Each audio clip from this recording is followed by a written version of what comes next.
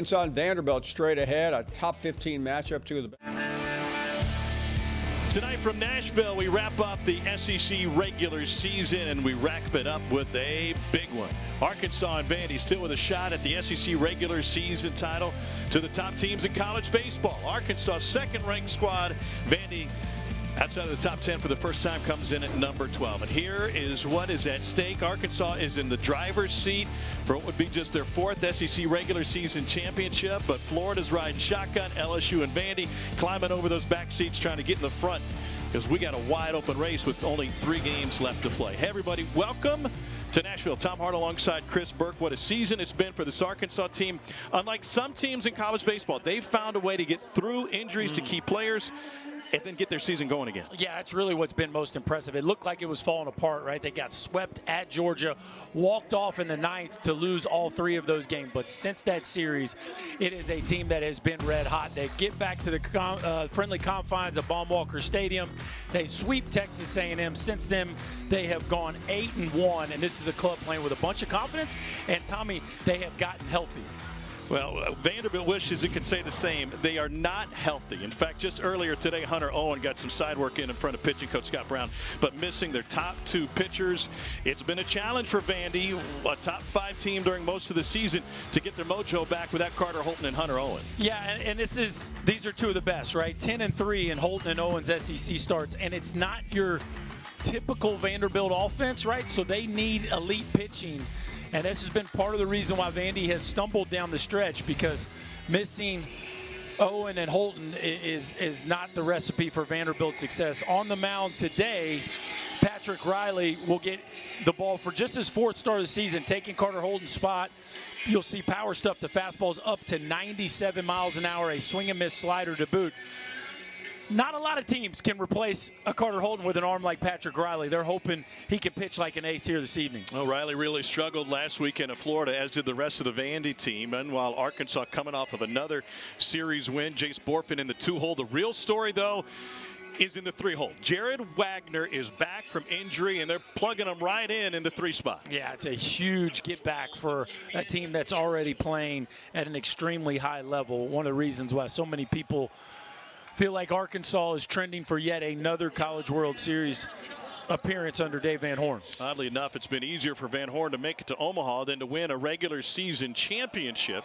Won it in 04 and 21. We are underway. Tavian Josenberger has also had to deal with some injuries this season. Junior from Kansas City, hitting .314 with 7 home runs, and Riley misses low. 1 ball, 1 strike. Riley's last outing was not pretty, and nothing that happened in Gainesville was for Vanderbilt. Allowed 8 earned over just 4 innings and 10 hits. And allowed a couple of home runs to Florida. When Vandy comes to the plate, we'll walk through some of the abysmal offensive numbers they put up.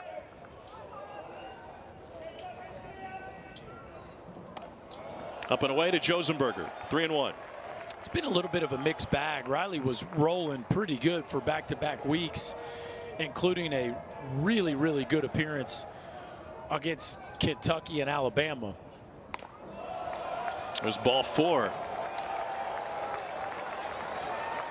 And now you get into the meat of this Arkansas lineup. They'll go left, left, right, left, and that's where Wagner comes in play with a big right-handed bat. But Jace Borfin, as you saw earlier, among team leaders in most offensive categories. He's back in right field, at least for tonight, if not for this series. 13 home runs. He's driven in 45. And a big swing and a miss on the changeup to start things off. And this guy's feeling some confidence at the plate. Yeah, last year was a rough year for Borfin. They felt like he was going to be a really productive hitter for him. This year, he has been in the lineup from the jump and playing at an all-conference level. The one constant really in the batting order for Arkansas this year is there's been injuries and underperformance. Borfin has been a rock all season long.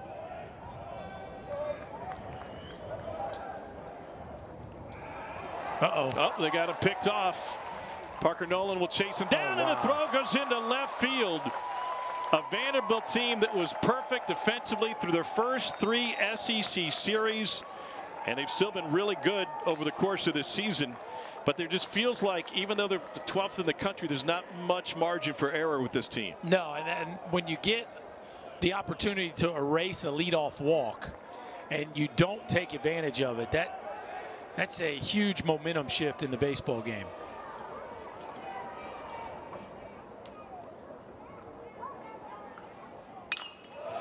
Borfin fouls it off, 0-2. I was surprised Josenberger went again.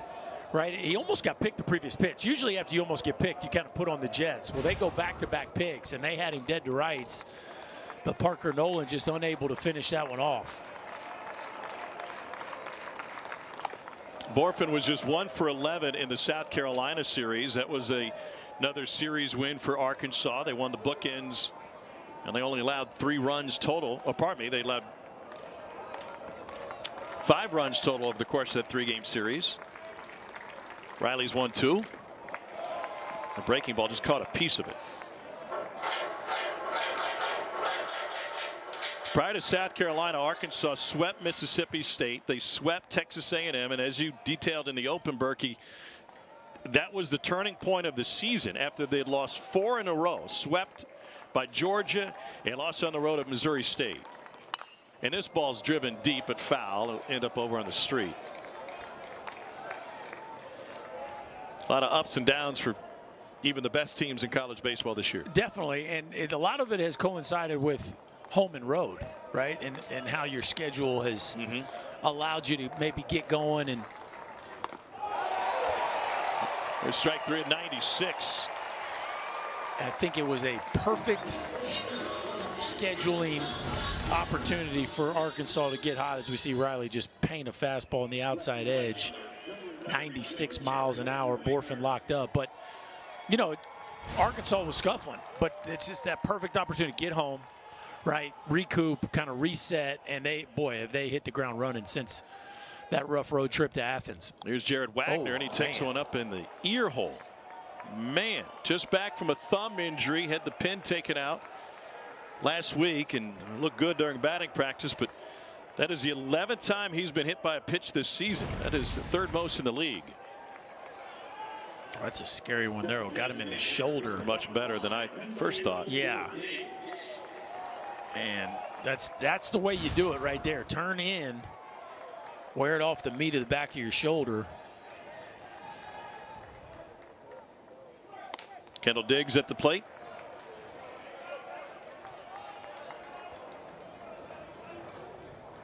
Part of the Kansas City connection. He's from Olathe, Kansas.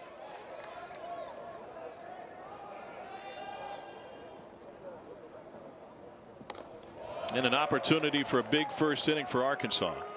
Yeah, if you're Patrick Riley right now, this is kind of danger zone.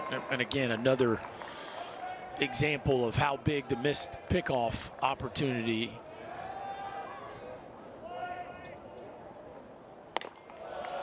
Now 3-0. Yeah, I mean, you know, that just changed the complexion of this. You missed that opportunity, and now you're sitting here looking at a bases loaded with only 1 out. Things have changed quickly.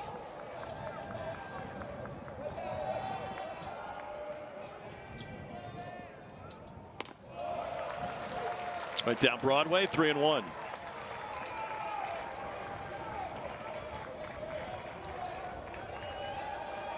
Diggs went 2 for 11 in the South Carolina series. Struck out 4 times, a 3-1. That's upstairs, ball 4, and the bases loaded in the opening inning. And a huge opportunity for Caleb Cali in Arkansas. Number 6, Caleb Cali.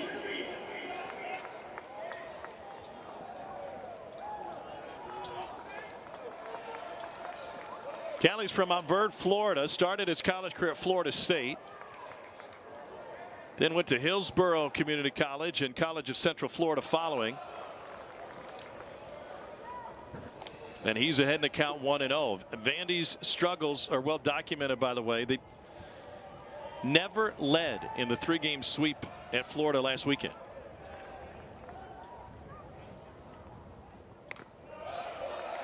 Well, and on the heels of that, Tommy, this is not the ideal start, especially to face a hitter like Caleb Cali, who's actually done his best work in conference play, hitting .301 on the year, but .338 against league opponents. Bounces on the ground, chance for two, and R.J. Austin boxes it. 1 run home. Here comes the second. The throw is a little late. Second error of the inning for Vandy, and the Razorbacks take a 2-0 lead.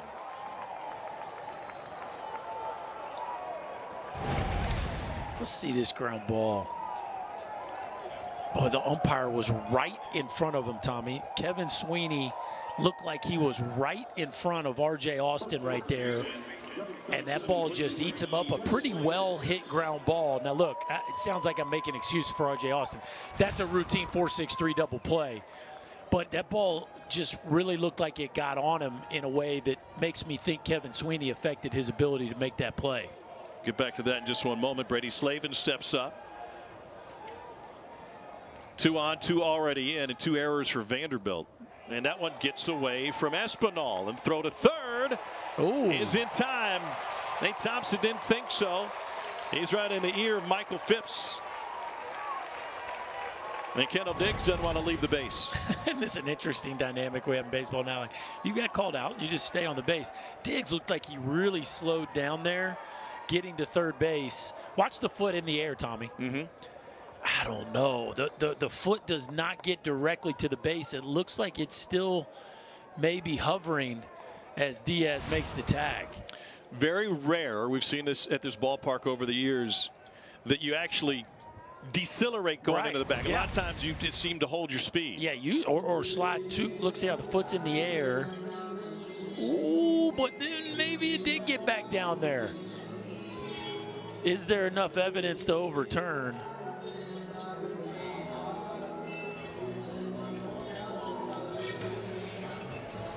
Arkansas is challenging the play at third base. The play at third base is out. It'll be Arkansas's first challenge.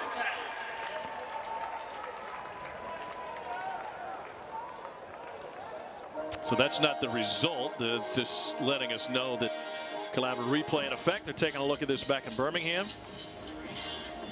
What'd you think? I think it would have gone either way, whatever was called on the field. I think it was that close. You use the phrase, you know, is there enough to overturn? I just don't see it. The second time I felt like maybe his foot did beat it. Let's see here. So the foot's in the air. Yeah. It's like the leather on the cloth, you can just see that fold, and at the same Will stand. Yeah, that's probably right. Will stand. Arkansas has 1 challenge left. Well, what a huge break for Vanderbilt, because that one, a 50-50 play, could have gone either way as Brady Slavin steps up now. I want to go back to that play by R.J. Austin. What's your option as a second baseman, and how aware do you need to be with runners on of that umpire's positioning? Well, you definitely want to position yourself on the pitch to not be behind him. But then if the batted ball gets in his line, there's not a whole lot you can do. Nice change up there from Riley. And, you know, that ball just disappears for a blink of an eye, and maybe you don't read that last hop quite as well. But, boy, that was another missed opportunity there. They could have made up for it all with that 4-6-3 double play. Slavins fouls one off. He's carrying a 7-game hit streak into this one.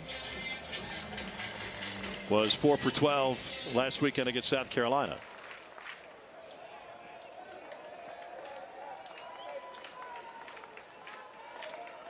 Eight home runs in the season. He homered all 3 games against Mississippi State. And he belts this one deep to right field. Schreck to the fence, and it is gone.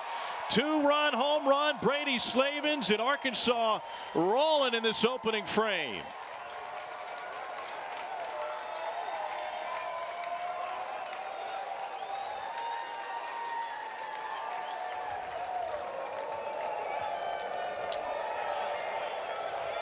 Brady Slavins, when he gets hot, Tommy, he can be as dangerous, and he can carry a club as much as anybody in this league. A hang-in off-speed pitch looked like maybe a bad slider up around the belly button, and that one gets launched on a night where the wind's actually blowing slightly in. A very impressive swing of the bat. Peyton Holt swings at the first and fouls it off. You could hear him calling the Hogs here. There's a lot of Arkansas fans in the building for this one and for this series. Not as many as there could be. Told that before the game, Vanderbilt came back to Arkansas and said, you got to give some of those tickets back. We don't have room for your expansive guest list. It was originally turned in. But it's not an Arkansas team that has flashed a ton of power. Just a 78th home run of the season for these Razorbacks. Bottom third in the league in slugging. Now, a lot of that has to do with the injuries that they've been through. We saw in the A&M series how they had to try and manufacture some offense. Upstairs, 3-1. Yeah, and Dave Van Horn's done that. He's played a little different style of ball, and of course part of the reason they have maybe not produced quite at the offensive level, Peyton Holt playing in place of Peyton Stovall, who was on a lot of preseason All-American lists and just not only didn't perform as well as anticipated, but was banged up quite a bit, now out for the season with a shoulder injury. It's a third walk of the opening frame by Riley, and Parker Rowland's going to get a chance to hit here. And Scott Brown will make a visit to the mound.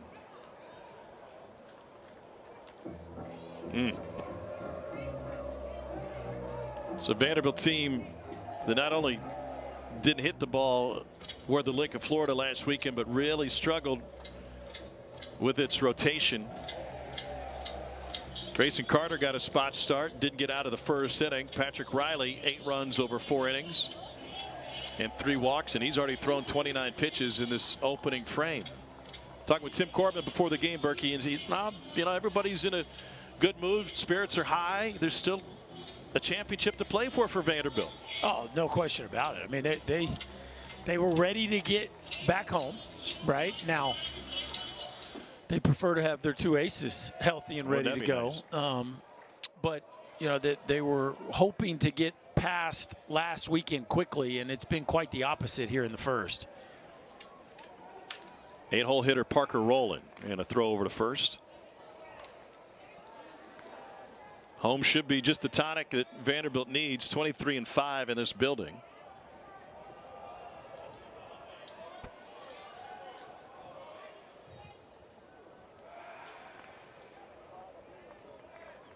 Holt 3 for 3 on the bases this year.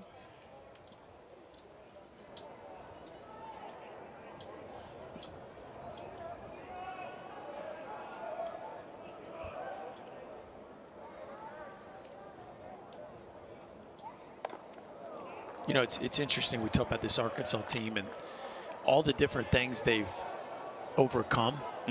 And, to see Brady Slavens now on, an 8-game hitting streak and up to 40 RBIs, 9 and 40.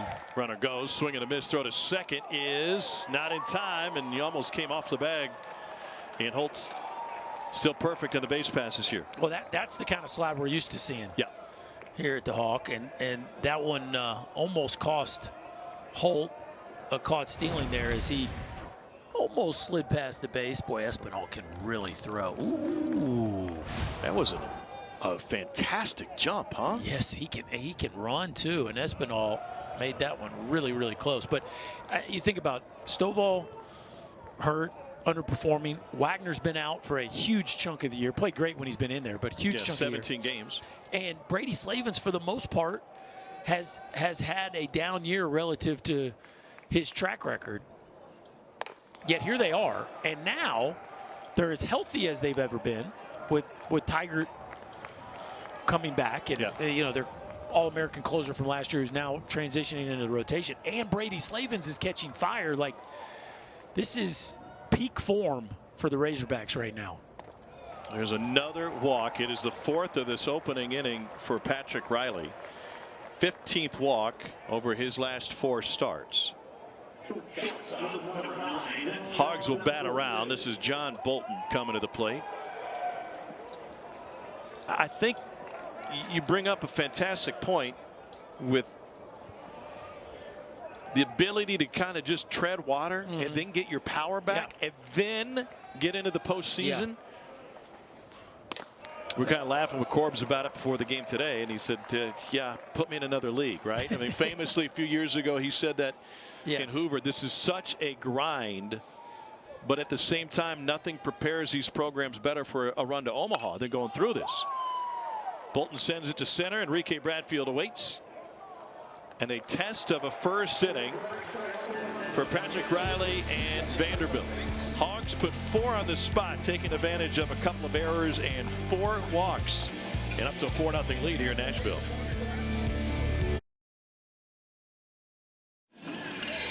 Second-ranked Arkansas is out to a 4-0 lead on Vanderbilt as we move to the home half of the first inning. And Hagen Smith might be the most versatile, most valuable pitcher in this league, and his numbers back it up. The sophomore from Bullard, Texas, is 7-1 on the season. He's second in the league in ERA at 2.47.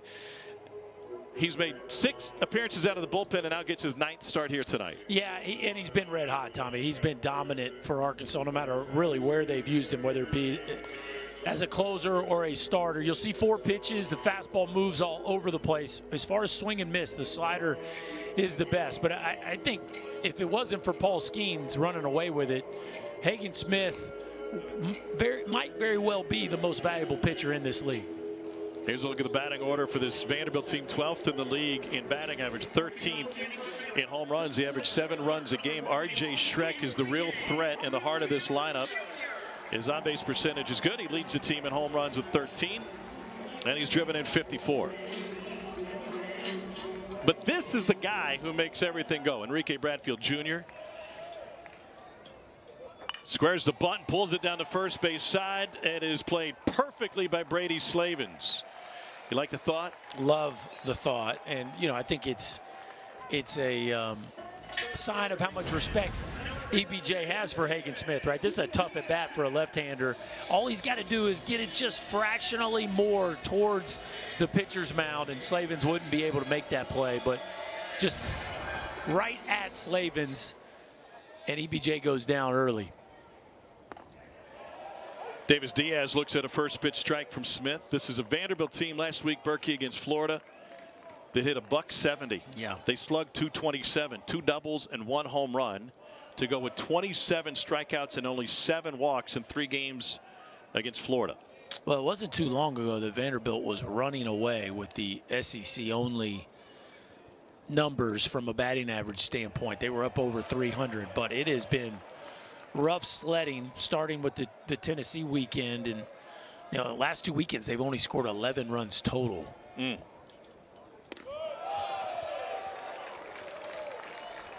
That was close. 3-1. They haven't scored more than 4 runs in an SEC game since April 29th against Kentucky. Strike to Diaz now, full count. It's been a very odd schedule for Vanderbilt. Very much friendlier on the front end than the back end.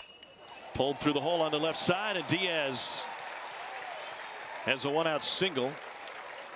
Tim Corbin talks about this lineup having great harmony. It gets a little bit off key when Bradfield doesn't get on base, but if you get somebody on in front of R.J. Schreck, then you have an opportunity. Yeah, no doubt about it. And I think if you're in this Vanderbilt lineup today and you're left-handed, you're rooting for the right-handers. Or play hard, righties, because this is a tough matchup for left-handed hitters against Hagen Smith. I mean, you just don't get a good look at it. You see where he's standing on the mound, Tommy. He stands all the way on the first base side of the mound, and then he's got that kind of 3/4 release point. That ball's coming out from behind the left-handers. How and when do you pick it up as a left-hander? Well, you have to do a really good job of, I would say even pre-pitch, of really making sure your posture's good, so you got 2 good eyes on the pitcher. You see Schreck there slightly open. So you're really working hard in your load to find the release point. But then from there, you can't let his release point and how far to the first base side he is make you fly open to try to see the ball. Schreck stays on it. 1 hopper handled by Bolton. They go to second for 1, on to first, and nobody's better in the league at turning double plays. It's the 49th of the year turned by Arkansas. Fantastic defensive team, and John Bolton has not hit much this year, but he has played a top shelf shortstop, a perfect feed. Holt finishes it off. A big turn by the Hawks.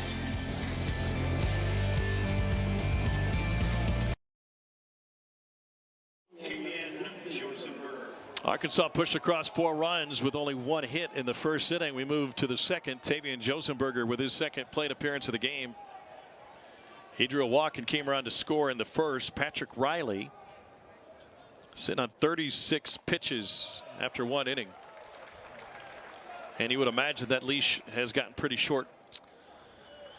Yeah, I mean, I think it's just indicative of where Vandy's at from a pitching staff standpoint, that they let him get through the first, right? I mean, there was a number of different opportunities where it felt like they could have gone and gotten him, but the fact that they're even sending him back out there for the second tells you they've got an understanding of it's hard to pull your starter right out of the gate when you're down a couple arms and you got 27 innings in front of you still this weekend. Josenberger has worked his way back from a hamstring injury. Had a grade 1 hamstring strain going into the A&M series. They were so worried about it that they got him an ultrasound and an MRI just to double check that there wasn't extensive damage. He had been hitting the ball really well going into that series. There's ball 4. Walk number 5 already from Patrick Riley. Tommy, we talked Hagen Smith and Paul Skeens last half inning. Paul Skeens has a no-hitter through 4. Ooh. Is that good? Yeah. The Tigers are up 2-0 in Athens. Here's Jace Borfin. Boy, that Georgia team took a frying pan to the face last week in Columbia, didn't they? And this one's yanked foul. 0-1 to Borfin. But Georgia sliding back, Missouri coming forward. Both of those teams trying to stick around and be close enough to the bubble to maybe get some key wins in Hoover to get in. Yeah, I mean, again, the math is still there. It's not great, but they're not dead in the water just yet. Baseball America has both Missouri and Georgia as not the last 4 out, but the next 4 out. Yeah. It's striking distance. Yeah, they are. And, you know, 2 big asks this weekend with Georgia hosting LSU and Missouri headed to the Plains to face a red-hot Auburn team. Runner goes, pitches a strike, throw to second is a hair late. And it's a stolen base for Josenberger. I guess that hamstring's looking pretty good, huh? Yeah, I'd say. He's running with reckless abandon, and you can tell Arkansas has made it a point. They are going to get on and go against Patrick Riley. One of the reasons Espinal got the start behind the plate tonight. Sharing time with Bulger back there. The 1-2 is upstairs. By the way, if Skeens pulls it off and throws a no-hitter this year, would that be the least expected no-hitter? You know what I mean? The least surprising. Least surprising. There you go. Yeah, definitely. Definitely. Now, it would be impressive to do it against Georgia, who, you know, the pitching staff has been a problem in Athens this year, but Georgia can really, really hit. But you're right. I mean, Paul Skeens, it's like that's kind of the last thing for him to do is throw a no-no. It's almost like we knew Leiter was going to throw one. Of course, Rocker finishing up in the postseason the way he did against Duke. Just to throw a couple other big-time prospects out there. Fly ball to right. R.J. Schreck underneath it. Catch made. Tagging is Josenberger, and he'll advance to third. By the way, news out of Arlington this week. Kamar Rocker's season is shut down. He'll be having Tommy John surgery. The Rangers were quick to point out that it's completely unrelated to the shoulder issues that kept the Mets from offering a contract after he was drafted a couple of years ago. Yeah, I hate to hear that. But unfortunately, in today's world, that's just not unexpected news. It's part of the process. Yeah, for hard-throwing pitchers in today's game. So here's Jared Wagner hitting .351 with 12 home runs. He was hit by a pitch, and the first one he saw got him in the shoulder last time up. Wagner transferred in from Creighton. Picked Arkansas over teams like Alabama, South Carolina, and Notre Dame. And the Razorbacks have had a history of successful fifth-year players transfer in. Remember, Trevor Ezell came over from Southeast Missouri a few years ago. Cullen Smith from East Tennessee State, and Chris Lanzilli last year led the team in hitting, home runs, hit 3 home runs in Omaha. Yeah, Lanzilli got hot down the stretch. Kind of reminds me of the heater Brady Slavens is on right now. Ripped to third and picked up by Diaz. Look the runner back, and that is a fantastic play by the young third baseman.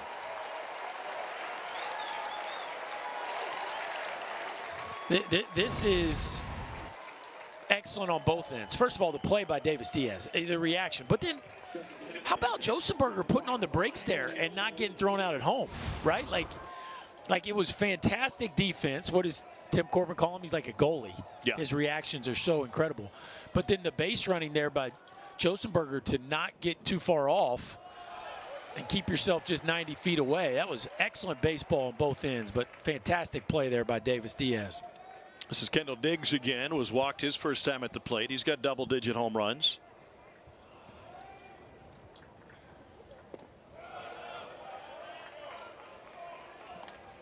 Feels like a big at-bat for Patrick Riley right here, right? If he can post a 0 after that rough first inning and a leadoff walk, it feels like a really big win for him. 2-1. Espinal is earning his scholarship tonight, Tommy. Yeah, he is. He has made an incredible play at third base, made a couple of stolen base attempts, bang, bang, and has already blocked about a half a dozen pitches.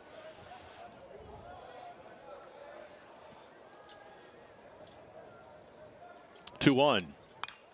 Fouled off.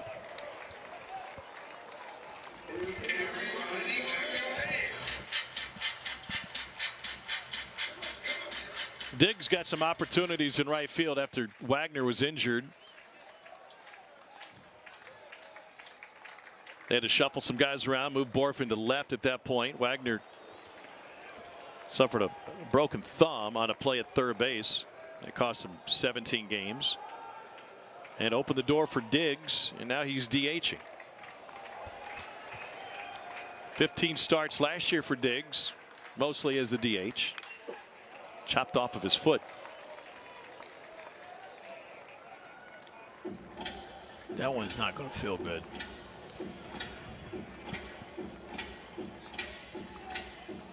I guess there are allowances with the pitch clock on foul balls off your shin, foot. Yeah.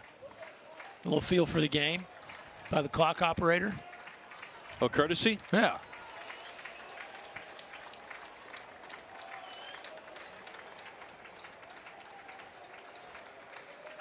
Here's the payoff. Walk number 6 from Riley. It's just incredible how many of his four-seamers have missed up. Almost every one of them have been above the catcher's mask. Dave Van Horn has won regular season championship twice, 04 and 21. 9 times to Omaha, twice at Nebraska. What a 7. model of consistency, huh? Incredible. And 6 straight years of at least 18 wins in the SEC.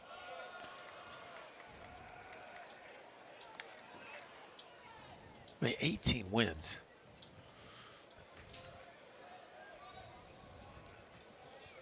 Caleb Cali reached on an error.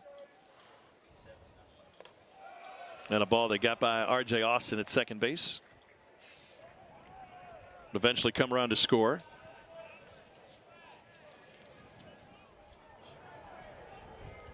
This will be the 60th pitch of the game for Riley.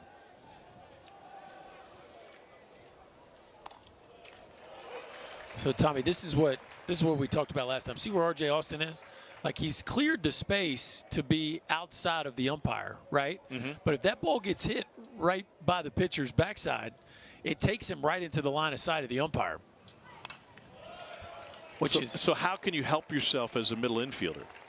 I mean, you really can't. There's that certain ball, which is exactly what was hit, that if it's hit on a rope at Kevin Sweeney, I mean, you can't take any different angle, right? You have to just move over to the baseball. And so then it becomes a game of anticipation? Yeah, you kind of need the umpire to move quickly, right? Like, you need him to get out of the way. I feel like you're asking a lot. You know? Like, hey, man, I need you to a little quicker on your toes there, bro.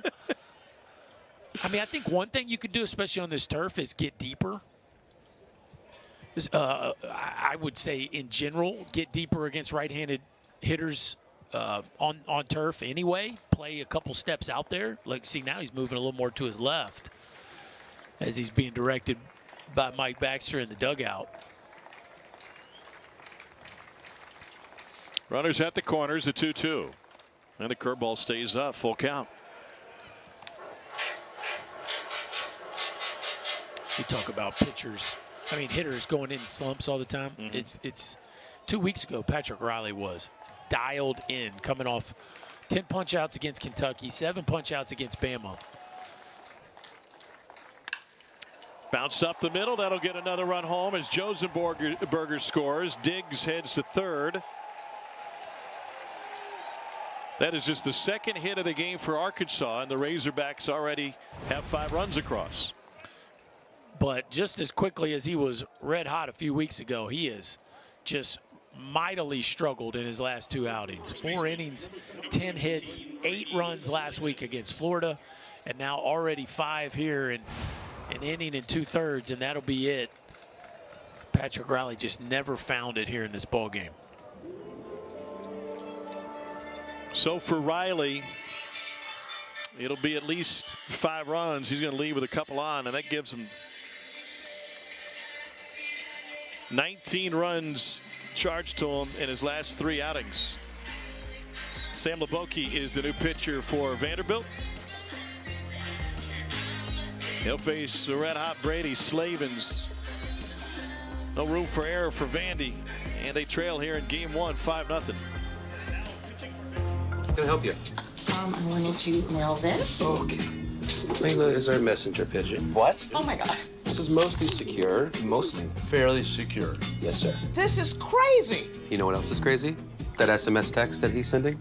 It's unencrypted. Other people might see your text just like other people might see that letter. You're kidding. No.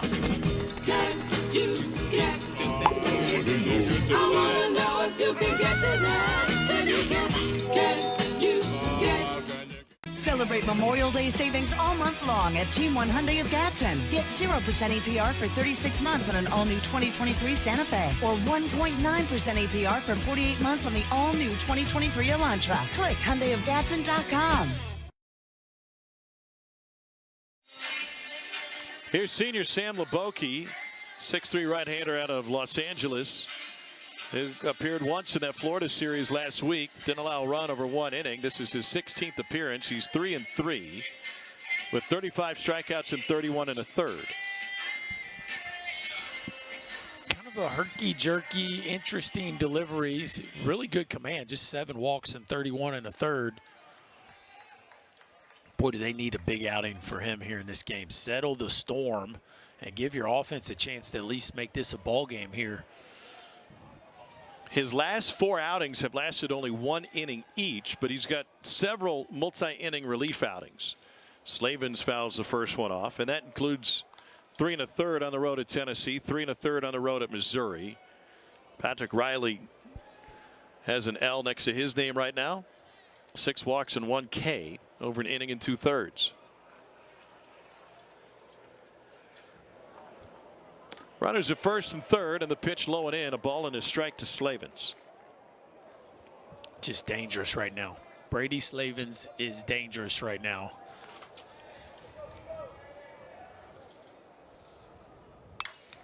And he tomahawks this one to center field.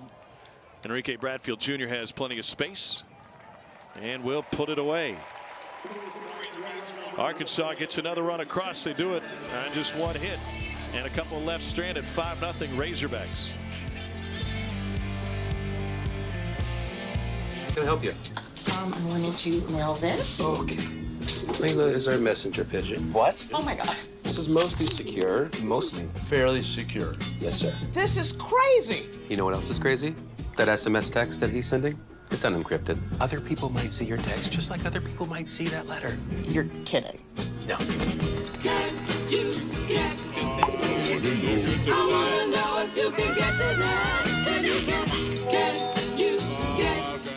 Celebrate Memorial Day savings all month long at Team 1 Hyundai of Gadsden. Get 0% APR for 36 months on an all-new 2023 Santa Fe or 1.9% APR for 48 months on the all-new 2023 Elantra. Click HyundaiofGadsden.com. Alyssa Lang here with a studio update. LSU, Georgia, top of the second. Braden Jobert goes yard. LSU up 2-0, bottom of the fifth. Will David taking Skeen's yard. You don't see that happen often. 386 feet. You got to tie a ball game, boys. 2-2. Back to you. All right, Langer, thanks. Looking forward to seeing you in Hoover in less than a week. We'll be there Tuesday, Berkey. Yeah. Monday, maybe. Yeah, maybe. Here's Chris Maldonado. No one will know that we're there on Monday unless they're following you on Snapchat. But yeah, coverage starts Tuesday. If you're following me on Snapchat, you're bored because that doesn't exist. Yeah, it's a fake. First plate appearance from Maldonado. Meanwhile, Arkansas has sent 15 guys to the plate twice already. 6 home runs and 26 driven in for Maldonado.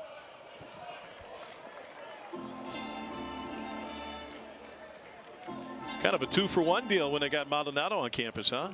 Yeah, how about that? You get a hitter, you get a closer. Maldonado's have been good to Vandy.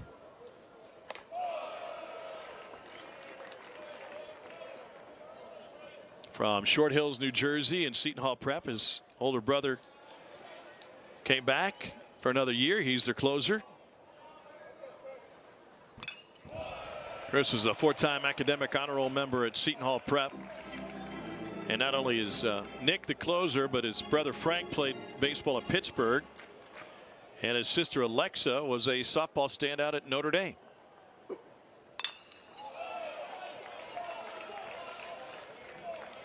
A little bit of competitive family reunions, I'd say, in that household.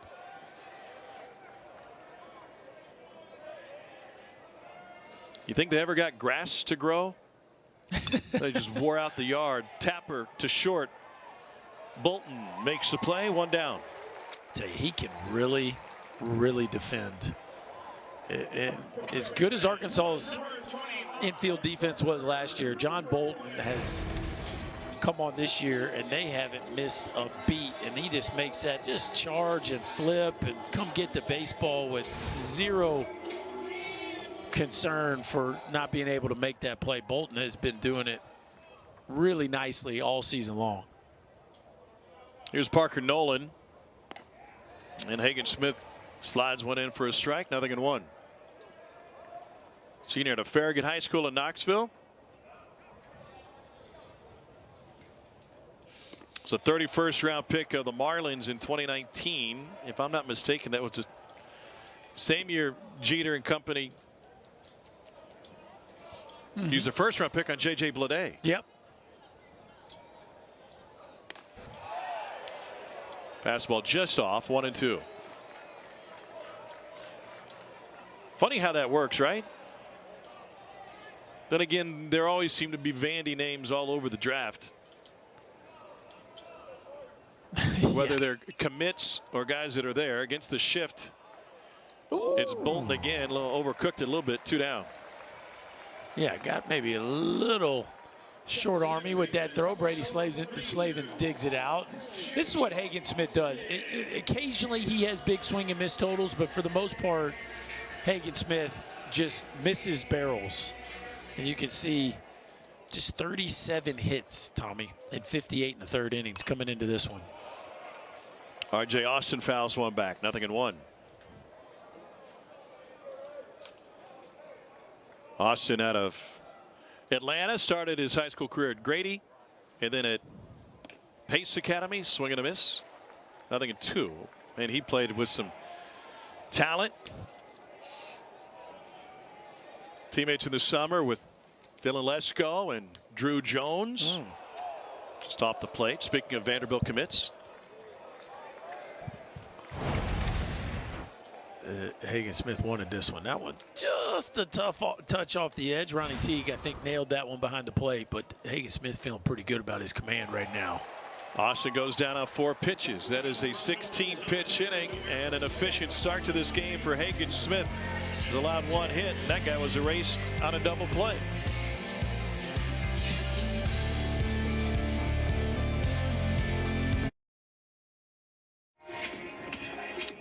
Number 2, Arkansas leads Vanderbilt 5-0 as we move to the top of the 3rd inning.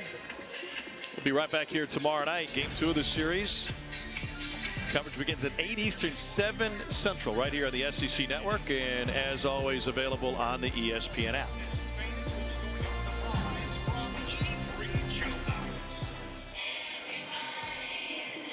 How about the Arkansas fans who made their way in the building, huh? I mean, Nashville has just become like the place to go, right? You see it all the time during football season. If your team's playing in Nashville, your fan base is coming.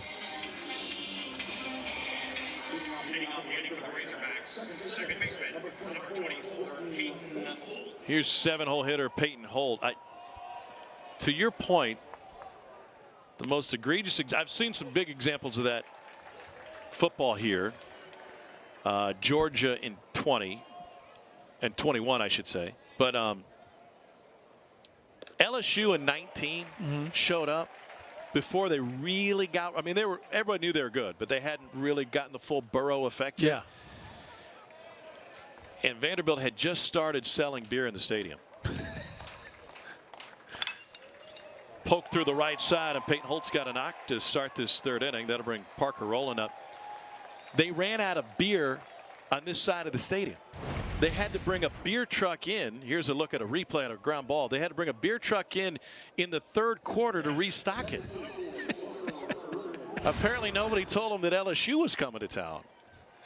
Yeah, they were maybe didn't do their scouting report that week. That would be 6-4-3 could have told them. 3rd hit of the game for Arkansas. Here's Parker Rowland. What are you thinking if you're Sam LeBoke? You know, you enter in a game that's already 5-0. He did a good job getting out of the 2nd inning with guys on. And he can give them 3. That's not unheard of, even though that hasn't been asked of him the last few weekends. No, yeah, I think you're thinking about trying to extend the middle part of this ball game and give your team a chance. Right now, this is a long shot. Just the reality of it, because Hagen Smith looks like he has his A+ stuff, and it's a Vanderbilt offense that does not come in producing at a very high level. But his job.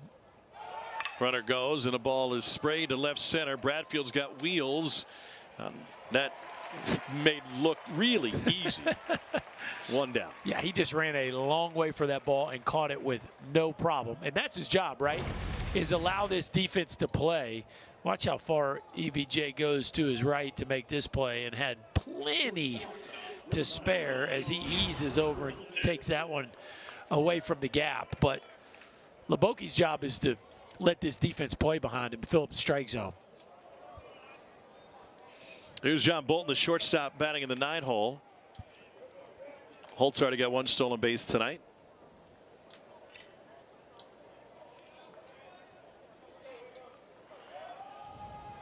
Bolton's from the western side of the state, and he drops a bunt down to the mound. That will advance the runner Holt to 2nd base. And Bolton credited with a sacrifice. We've seen Dave Van Horn do that quite a few times here lately with Bolton. Just play the small game. But the key is lately. Yes. I think that's really interesting. With Josenberg at the plate, we talk about DVH being a picture of consistency. That doesn't mean that as a coach you are set in your ways. That's right. And you know what I love about it from DVH's perspective is, think about it. He gave him a little more than half the season to swing the bat. And at some point he got to the place where he felt like, okay, he'd kind of seen who John Bolton was as a hitter, and he was going to start, using him to play the small game quite a bit more. And it's worked. We did a Texas A&M series where he reached base a few times by sack bunting, and he certainly allowed them to move runners and produce offense by putting the ball down.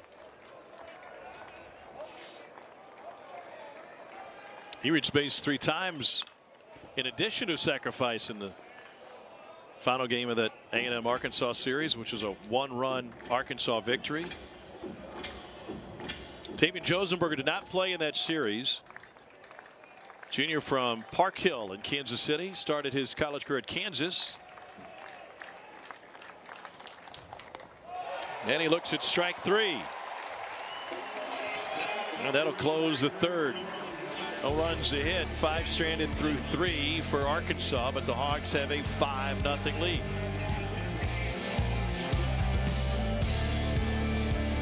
Can I help you? I wanted to mail this. Okay. Layla is our messenger pigeon. What? Oh my God. This is mostly secure. Mostly. Fairly secure. Yes, sir. This is crazy. You know what else is crazy? That SMS text that he's sending? It's unencrypted. Other people might see your text just like other people might see that letter. You're kidding. No. Can you get to that? I wanna know if you can get to that. Can you get? Can you get?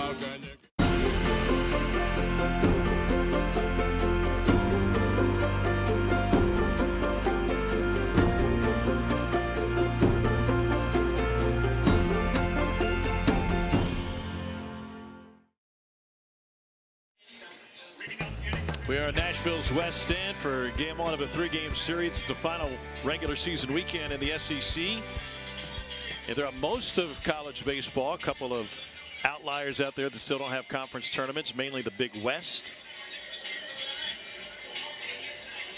But we'll be in Hoover next week. Everybody else will head to their respective spots. Pac-12's got a tournament. They'll be in Arizona, correct? That's where it was last year. Big 12 will be under the roof in Arlington. ACC in Durham.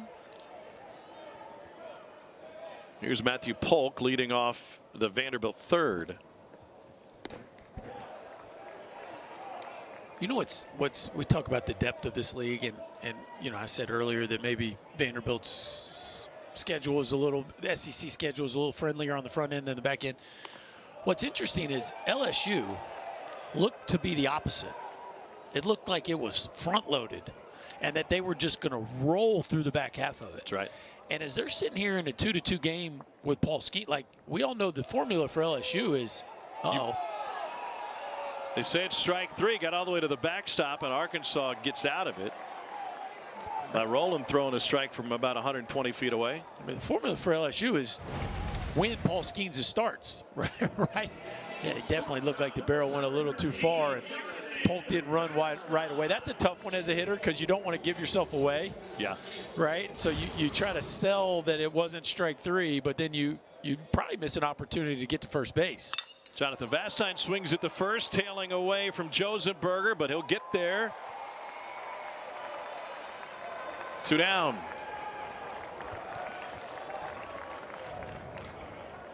LSU lost the series to Auburn, who had, early was struggling, right? Yeah. Then just lost the series to Mississippi State and, finished with Georgia. But that was a stretch of games where people thought, well, LSU will go 8-1 in those 9 games, right? Now they're 2-4. Be careful if you try to start projecting, huh? Yeah, it makes it difficult. Alan Espinal, the catcher. 0-2. And Hagen Smith. And he's thrown with a lot of confidence. Number 2 starter last year, ended the year in the pen, started the year in the pen this year, now back in the rotation. Oh, goodness. And he has got the look of an ace.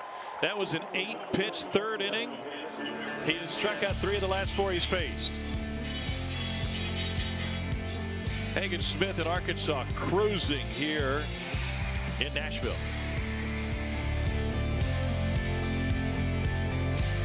Can I help you? I wanted to mail this. Okay. Layla is our messenger pigeon. What? Oh my God. This is mostly secure. Mostly. Fairly secure. Yes, sir. This is crazy. You know what else is crazy? That SMS text that he's sending? It's unencrypted. Other people might see your text just like other people might see that letter. You're kidding. No. Can you get to that? I wanna know if you can get to that. Can you get? Can you get? I'm gonna pull over and stretch my legs. I think he was supposed to keep left there. What is this place? The other side of the rest stop. Bundles as far as the eye can see. If you're looking for a first mate, I know a guy. Me, I'm the guy. Is this Oak? 4 types of jerky. This is where I live now. You could save a ton with Progressive by bundling your boat or RV with your home and auto. Hey guys, free bags! They're just giving them away. your studio update out of the SEC East. Florida at Kentucky, tie ball game, top of the 6th. Wyatt Langford with a double down the left field line. 1 run comes home. Gators take a 1-run lead. Still trying to clinch the East, guys. All right, Alyssa, we are 1 pitch into the inning. Jace Borfin with a soft line drive to R.J. Austin, and that's handled for the first out with Jared Wagner coming up. Number 11, Jared Wagner. Wagner is 0 for 1 with a hit by pitch. Vanderbilt saw up close and personal just how good Wyatt Langford is. He had a monster series. Jack Caglione had his best SEC start of the season in Game 3 for Florida, and there's ebbing and flowing throughout the course of the season. Like, who would you buy stock in right now? It'd be hard not to suggest Florida. Yeah, I agree with that, especially if Caglione's going to throw strikes. Like, you know they're going to hit, right? I mean, that offense is as scary as anybody's in the country. But if you could get Sproat, Waldrop, and Caglione to go into the 6th, did that hit him again? He's not acting like it, is he? No, I think it got him in the hand or the wrist. Look, DVH is like, what are you doing, bro? Run to first base. What are you? Was this a swing? Look at that interesting. DVH comes out of the dugout. Dude, this is weird. You got a swing on that or not? Just tell me, check swing. Did he stop it or not? Yes, he stopped it. Where did it hit him? Did it hit the top of his shoulder? No, got him on the left wrist. Okay. Right where the tape meets the skin or the glove. Dude, I feel like it went past his hands and got his shoulder. Because he's not shaking his hand, right? He's really not shaking. Hey, I saw PGA Pro got hit on the. Call on the field of hit by pitch. I saw a PGA Pro get hit in the shoulder on the 18th tee today by one that came off of another tee box. Yeah. This isn't a very good acting job. Usually, there's no way it hit the bat, right? It didn't hit the knob, and I don't think it could have hit any other part of the bat. But I think it hit him. I think your eyes are playing tricks. I see where you think it could have gotten the right shoulder, but I think it hit the top of the wrist. Okay. Well, yeah, they're right in line on that check swing. The reason I wanted to ask you. Call on the field of hit by pitch is confirmed. First base. If you thought it was definitely a check swing, is if it were a swing, it wouldn't matter if he got hit. It'd be a strike. Yeah. And DVH is making all kinds of jokes at Wagner, like, what are you doing, bro? Run to first base. What are you waiting for? Everybody knows when a ball hits you, you just take off and run. I've never seen DVH come out. He wasn't checking on him. Let's be clear about that. Hey, listen, Wagner missed 17 games. This dude wants to hit. Yeah, that's He's fair. been hit twice tonight. Bunt on the third base line. It's going to stay fair. Berkey, that was perfectly placed by Kendall Diggs, but should Davis Diaz know better on his home field? I don't think he's going to throw him out anyway, right? Look how far he has to come. Look at the angle he's coming from, right? I don't think there's a play to be made, so you might as well give it a shot. But yeah, they probably knew that was going to stay fair, but that was their only chance. And every once in a while, the ball might spin an awkward direction, especially coming off a left-hander's bat. Here's Caleb Cali. There is no question in my mind that with Tim Corbin's attention to detail, that everybody in a black uniform tonight knows the path down the line. Yeah, they know that ball is going to stay true. And that is one of the biggest differences between turf and the natural surface is there was always a cliff. Even the best fields have a little bit of a lip from grass to dirt, right? And so when the ball would come off of the grass onto the dirt, it would gain momentum and go foul. That was almost always the case. But with turf and, the transitions from green to brown are seamless, the lines play a lot truer and the ball will stay fair more often.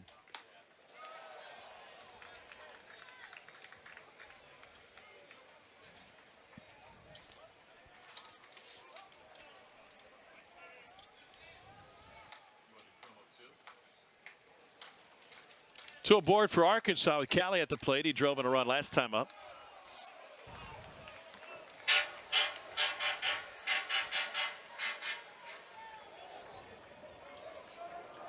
Callie's dangerous right now. I mean, it's been in line with this streak that Arkansas is on. See, that's a player who's dangerous. Yeah. That ball is 2 inches off the outside edge.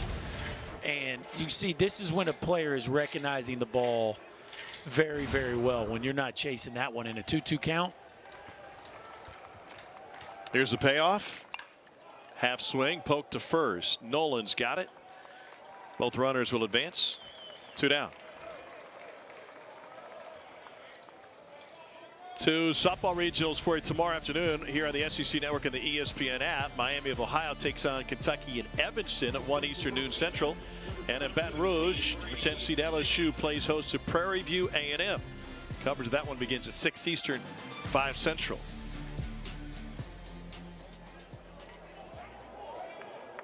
Be a 4-pitch walk to Brady Slavens. Well, no pitch walk, pardon me. And the intentional walk loads the bases. And that'll bring Peyton Holt up, 7-hole hitter.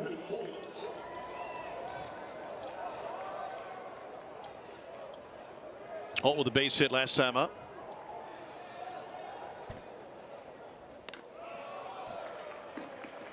No stranger to driving in runs. Drove in 77 runs last year at Crowder Community College. Do you know how many games he played?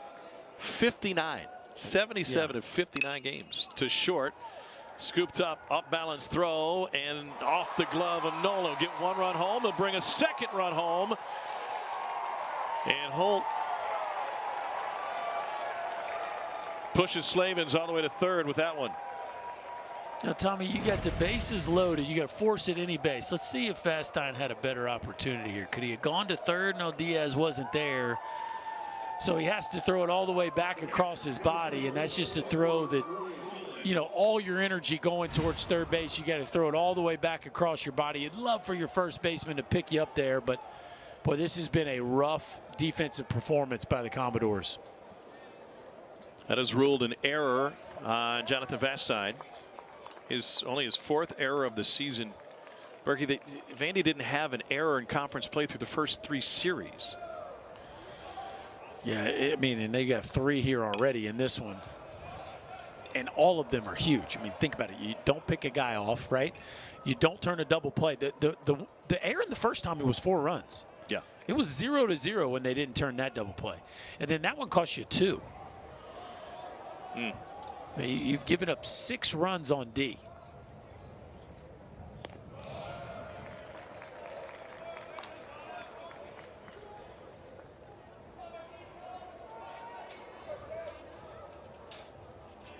Roland was walked in the first, flew out to center field his last time up. Fouls off the slider, 2-2. Roland and Bolton are, neither one of them are what you would call dangerous threats with the bat, but they both do such a great job defensively that it's been worth it. And, you know, maybe felt a little light when Wagner and Josenberger were out, but now that they have those 2 back and you got a hot Slavens, you can carry a couple defensive players, especially at premium position of catcher and shortstop. Clarify, that's Holt's ball was ruled a single and an error. Swing and a miss, allowing that 2nd run to score on the error. Roland goes down swinging, but 2 more pushed across. We'll talk to Dave Van Horn about his program chasing an SEC title and up 7-0. Can I help you? I wanted you to mail this. Okay.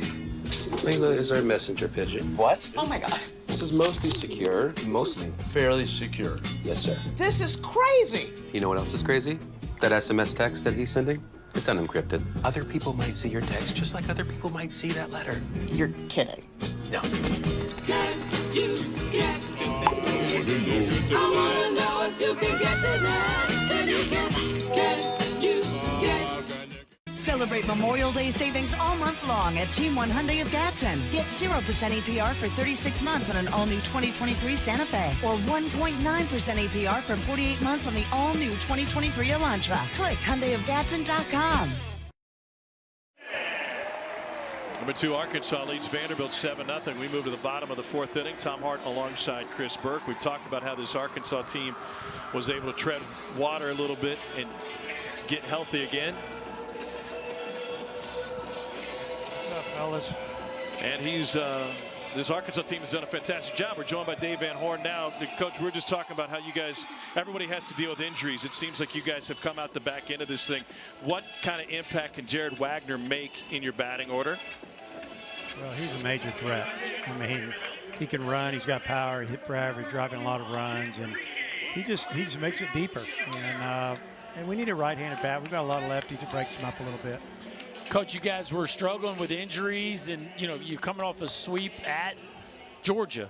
Next thing you know, you guys sweep A&M. You got healthy. You got this guy on the bump that's pitching like a true Friday night ace. Is the momentum in the clubhouse as good as it feels around you guys right now? Yeah, very confident team. We know that. We have a lot of good players. We might not have too many like superstar, big league type guys yet, but as far as just playing hard, man, these dudes showed up every weekend and just play. Look at just like that right there. I mean, are you kidding me? That's my backup. Really? He's not a backup. Here's what I tell the guys. You're not a backup. You're a future starter. And just keep working hard. That's all I think. Well, it feels like everybody you've plugged in has played like they view themselves as starter. This is a fantastic play here by Holt, who's filling in for Peyton Stovall. We were talking about the defense this year, Dave. Like you said, maybe not the star power from last year, but this defense has been fantastic for you all season long. They have. Everybody talks about our defense last year, and it was amazing with Battles and Moore up the middle and Wallace at third, Stovall at first. I mean, we feel it great. So we made it to Omaha, and never replaced that middle infield. Well, these guys have been awfully good this year. You look at the fielding percentage and not giving much up, and just really proud of their work ethic and the way they've done their thing this year. And leading the league in double plays, DVH. Thanks for your time. We appreciate it, Coach. Okay, thank you guys. Thanks, Dave Van Horn trying to win his 3rd SEC regular season title. My favorite part of having coaches on a headset during the game, and we try to get finished before the ball gets put in play, but getting their honest to goodness reactions when their team makes a play. That was a true honest reaction from Van Horn. Well, and I think he did a good job of keeping even some of his emotion even than he showed us, because that wasn't just a stolen base hit. That was Enrique Bradfield Jr. That's right. So that's like stealing 3 hits almost when you keep him off first base. But no, it's always fun when one of their guys makes a great play when we have them on, not the other team. Davis Diaz at the plate. How has your opinion of Arkansas changed over the last 3 weeks in terms of postseason expectations? Well, I think because of the way the pitching staff has been solidified, I think the issue there in the middle part of the season was they were really struggling on the mound. And now when you got Brady Tiger back, you got a real number 2. Gage Wood is pitching out of the bullpen like a superstar. And Hunter Holland can go back to that 3 spot. All of a sudden, a Arkansas staff that looked like it was light now looks like it's got all the pieces necessary. As we see Diaz, that one does not feel good there, hitting the inside of his front foot. So I think the offense, Tommy, has always been talented. You always felt like the offense had the right pieces, even though maybe not some of the slug we've seen from them in the past, but like plenty of pieces. But now the pitching staff just feels so settled. Well, that's a word you would not have used before when Tigert was inactive. Right. Smith was pitching out of the bullpen and just trying to find his role back in the rotation. They're still testing that left foot of Davis Diaz. He's played a great third base for Vanderbilt this season. No, I mean, Zach Morris was underachieving for a while. Will McIntyre, who finished last season so well, had a really tough stretch in the middle part of the season. So there was just, look, that's the reason why they had, they were 11-7. It wasn't like they were 7-11. But the reason why they had went down to Georgia and struggled was because the pitching. Backhanded pickup by Bolton. Long throw. And that one handcuffed Slavens that got by him. Diaz reaches for the second time tonight. Nothing like fouling a ball off your foot and then having to leg out a hit, Tommy, right? This will let you know how good your foot feels. Bolton does all that he can to throw just a touch short. Slavin's tried to play it on a long hop, and he's mad at himself. He knows he probably should have gone out there and tried to get it on a short hop, but that should go as a base hit. And here's R.J. Schreck. I think your point about being 11-7 in the league, that's fine. In fact, that's really good. Yeah. But that doesn't get you a national seat. Right. And right now, this is an Arkansas team that's looking at a chance to host. 30-4 at Baum Stadium this year. Now, they proved last year they can, if they're going to have a great year, they can win wherever. That's right. However, the imbalanced home road splits in the league is it's kind of off the charts this year. We're talking with folks around the Vandy program. The top 4 teams in the East are 14-1 against each other at home. The home team against the other top 3 teams is 14-1. Yeah, that'll make you do some math equations and scratch your head and a whole bunch of weird stuff. But at the end of the day, the home road splits this year has been gigantic. And so, but also, of course, you want to play at home for a bunch of reasons, not the least of which is rewarding these great fan bases with the opportunity to watch their team play all the way on the journey to Omaha. Yeah. And, you know, there is no better fan base as far as fan support than Arkansas's. And yes, he did. I just think it's great that they're going to host because I want somebody else to get that same Longhorn orange rental car that you ended up with in Fayetteville a couple of weeks ago. Strikeout number 4 for Hagen Smith.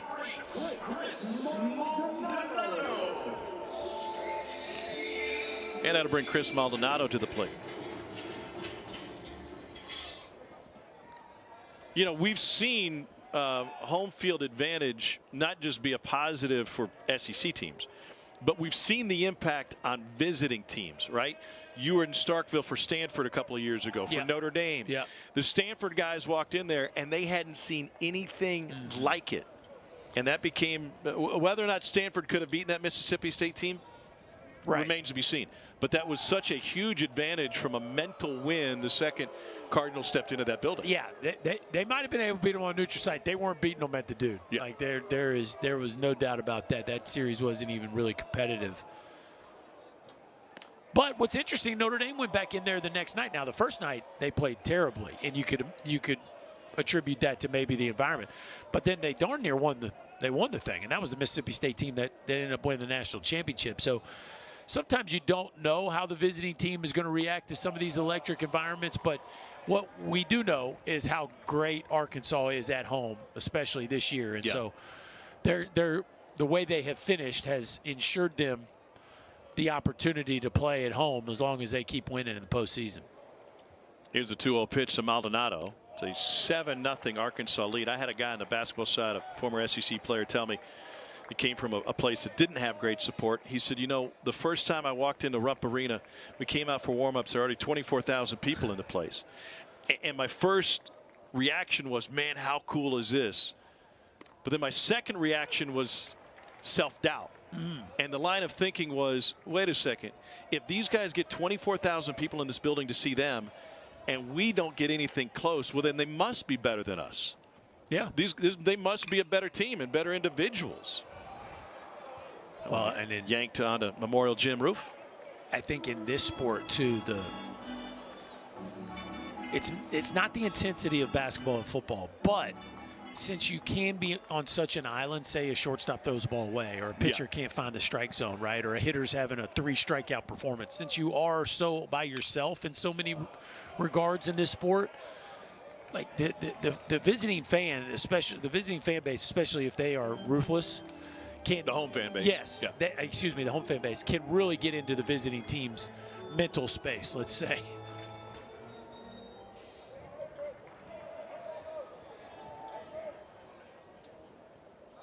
Runner on the move again, and there's ball 4 to Maldonado, and Smith in trouble for the first time tonight, as Vandy has 2 runners on at the same time. For the first time, walk number 1 issued by Smith.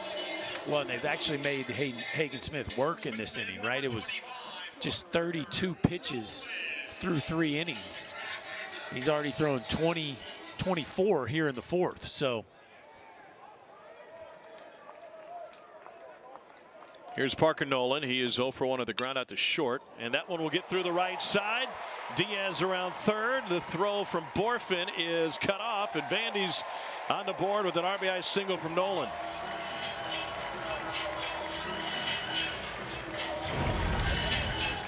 yeah, hanging breaking ball there. Hagen Smith just kind of trying to get ahead there with a first pitch breaking ball, and that one is just hovering in the middle of the plate. Parker Nolan reaches out, hooks it into 4-hole, and Vandy finally on the scoreboard here, gives the home crowd something to cheer about.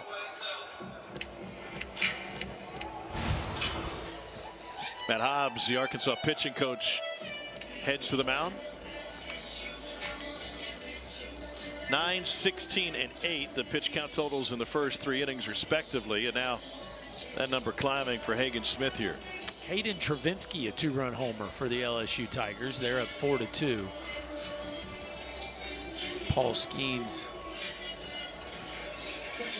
has been fantastic again. How about 7 innings, 4 hits, 12 strikeouts. Here's R.J. Austin to the plate. Hey, by the way, you a Ted Lasso fan? Do you watch the show? I don't watch the show. Oh, well, then what am I missing? You're missing a lot. You're missing a great show. Feel good. Sports centric, but also plenty of stories about life. Okay. Great endorsement. Were you going somewhere with that? I was, but it it doesn't work. It's lost in the ignorant. Austin with a big swing and a miss. There's probably a lot of people out there watching that do know Ted Lasso. Like, where the heck is he going? I had a comp today when we were talking with Matt Hobbs, the Arkansas pitching coach, pregame. There's some coach beard to Matt Hobbs. He's Ted Lasso's assistant coach. Not just because he's got a beard. There's kind of a look that is very similar. That's fair. But he seems like the yin to Dave Van Horn's yang, right? Every good staff has a great balance. This staff has done a lot together, and they have done a nice job of, think about Nate Thompson and Matt Hobbs, it's recruiting staff, the work they've done to be able to put a team together that's been able to withstand the injuries and still play at such a high level. Well, and as Dave Van Horn pointed out with Peyton Holt at second base, here's a guy that wasn't starting. I loved his line about being ready and being ready to go. Yeah. And you know, there's a lot of baseball seasons where the position player group doesn't get hurt. It's not like football and even basketball where there tend to be more injuries. Have to throw down to first to finish the strikeout. It is K number 5 for Smith. He had to work through the 4th, but he only allows 1. Arkansas with a 6-run lead through 4. Another studio update for you from LSU, Georgia. Still a tie ball game, top of the 8th, 2 apiece. Travinski says, I like that. Solo home run out to left. And then Jordan Thompson says, well, I'm going to go the other side. How about a solo homer to the right? LSU up 2 runs on Georgia right now, guys, 4-2. All right, Alyssa, thanks. The first pitch pulled foul, 0-1. By the way, Florida with a 5-run 6th inning. Gators lead Kentucky 7-2 in the 6th. That series in Lexington. Kentucky might have the widest range of results for this weekend. Bounced off the side of the mound. Here's Austin. 1 down. Tell me about that Kentucky. Well, I mean, yeah, we talk about this home and away, and Kentucky wants to host, right? The home numbers for everybody in this league are good. Great, I should say. Kentucky's 15-12, right? They're 15-12. If, let's just say they get swept, and you're 15-15, you're probably a 2 seed. You're probably going on the road, even though the your RPI point is being that they have more at stake this weekend than anybody. Yeah, because if they go 3-0, if they sweep and they're 18-12, they might be like a top 3 or 4 seed because they get the number 1 RPI. Right? Like, I mean, they certainly, if they win the series, I think they'll be a top 8, if not if not 8, they'll be like 9. It'll be close, right, with their RPI. Yeah. But if they lose the series, and certainly if they get swept, they run the risk of maybe not even hosting at all. Rosenberg goes down on strikes. And that'll bring Borfin to the plate. Yeah, you bring up a great point. And I think the question for Kentucky is what value does the committee put on RPI? Last year was a great example. They put a lot of weight into it. Yeah, I mean, and look, you're not playing in a vacuum, right? Other storylines are unfolding, right? Mm-hmm. If Kentucky wins 2 out of 3 and other people get beat, Auburn, Tennessee, then there's certainly that help. But if they get swept, and let's say Tennessee and Auburn win their series, and now all of a sudden you're behind other people in the pecking order, history tells us there's probably not going to be more than 6 of the top 16 from the SEC. So if you say Florida, Vandy, Arkansas, and LSU are already in, there's only 2 spots left between Auburn, Alabama, Kentucky, and Tennessee. Orphan pops it up. We are also talking about 1 weekend remaining in the regular season, yet a long week of baseball in Hoover. Yep. And so, to your point, the games in Hoover could carry more weight than they ever have. Yeah. Yeah, especially trying to differentiate between those teams. And Florida last year did host with 15 wins. Yeah. So there is precedent that, especially with Kentucky's RPI. So it's not like getting swept would eliminate them, but it would also put them at 6 series losses in the league, which, you know, the committee does like to look at things like that. And it could potentially make them 5th in the East. Strike 3 on Borfin. And Sam LeBoke has turned in 3 1/3 out of the bullpen. That ties for his longest in the league. I wonder if they'll ask him to come back out for the 6th.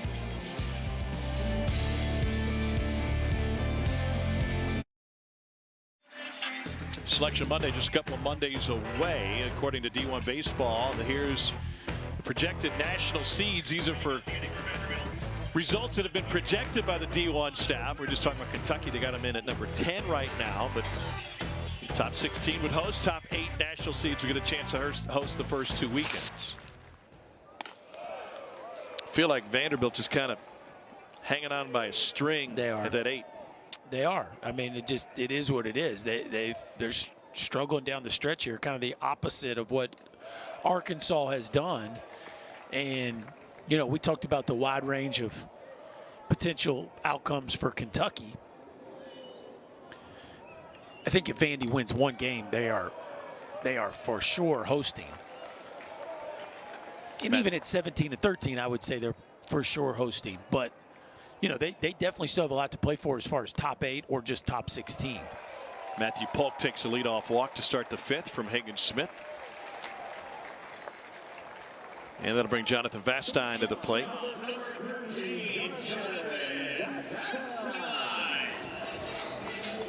What about South Carolina? What a battle they've been in, dealing with injuries after a tremendous start. Now they got rained out tonight, right? So they'll have a doubleheader tomorrow.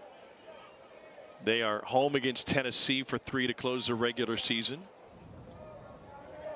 Vastine 0 for 1. We know what home field advantage means to South Carolina. It's so great to see Founders Park packed once again, and that support that they have in the mid-state throughout their entire state, really. What's the value proposition for Carolina, win or lose this weekend? Yeah, I mean, I think Tennessee and South Carolina are playing a little bit of an elimination series for hosting, right? I think if South Carolina holds serve and wins, they're going to host. Vastine lines one the opposite way. Polk will stop at second. And once again, Vandy making some contact in Hagen Smith as they did in the 4th. Nice piece of hitting right there by Vastine. We talked about it earlier in the game about keeping that front side in. And watch this right shoulder. Does a nice job of, as he's gathering, really staying square to the middle of the field and goes out there and shoots that ball the opposite way. That is textbook on how to hit left on left right there. Espinal, the catcher, takes a strike. But yeah, I think if Tennessee wins that series and South Carolina finishes 16 and 13, and Tennessee finishes 16 and 14. I would think Tennessee would move ahead of them on the pecking order, especially when you talk about trending. That one caught Parker Rowland on the tip. Well, how much attention does the committee pay to trending versus your resume over an entire season? Well, the reason I think it matters more for South Carolina is because the trend is also associated with health, some of which is not going to change, right? And so it'd be one thing if those pieces were coming back, or it'd be one thing if those pieces were all there, but you just had a bad last month. But when you look at their team, it's fundamentally different than it was the first 2 months of the season. It's not the same roster, and I would think the committee would look at that heavily. Check swing, and he went in a 3-pitch strikeout to take care of Espinal with 2 on and nobody out. Boy, and that's a frustrating AB, right? You're trying to get the bunt down and move the runners to start the AB, and then you end up going down on 3 straight pitches. Missed opportunity right there by Espinal.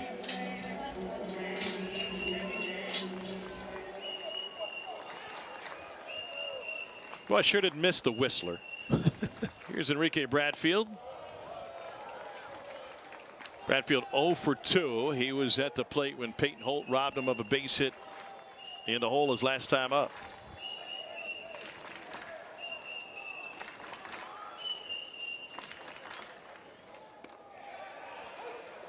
Ball and a strike.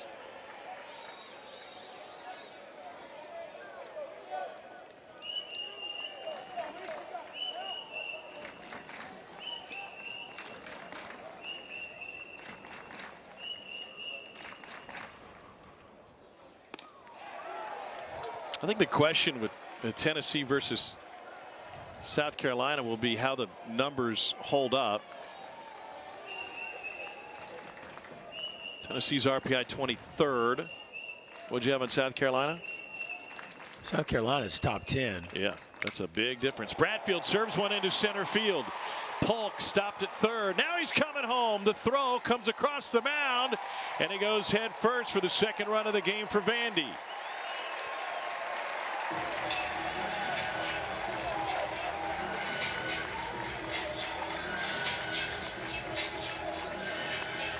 Boy, just when it looked like EBJ had missed his opportunity, he takes a couple fastballs right down the middle. But how about the ability to go down and get that slider? A much tougher pitch to hit than the 2 fastballs he had just taken. Matthew Polk does a nice job of reading that one. Just a slight hesitation, but he'll score easily. And you said it earlier, Tom, it's back-to-back innings now where Hagen Smith has struggled. South Carolina number 3 in the RPI. I understand trends. Hobbs back out. Second visit to Hagen Smith. I just think that's a pretty wide gap in RPI numbers. But if you had the same amount of SEC wins and one team won head-to-head at the other team's place, well, I think you could make the argument that that would supersede RPI. You could. Here's Davis Diaz, who is 2 for 2. Arkansas 5. That's a challenge of being on the committee, right? Yeah. Like, are we judging these teams based on how they are in this snapshot of the season, or judging them based on their entire body of work?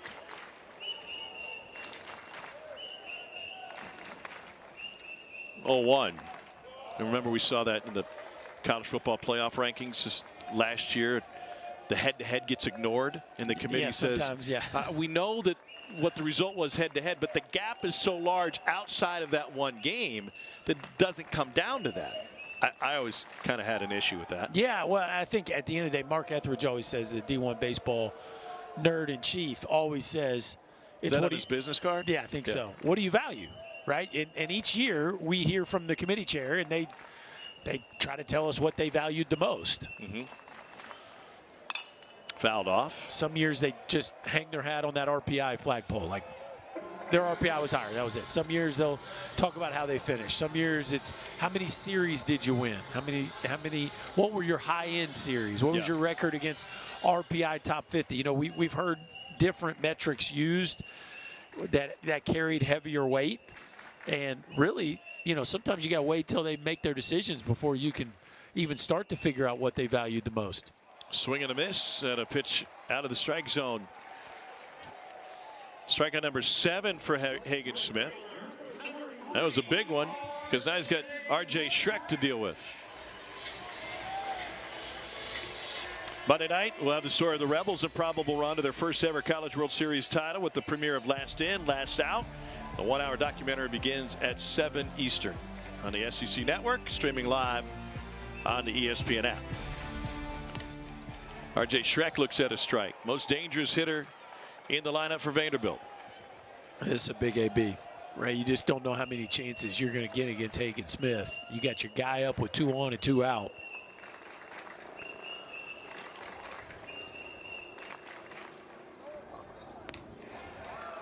And quickly in the hole, 0-2.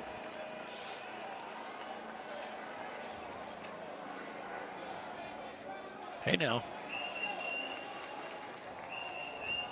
Shrek night at the ballpark. I like it.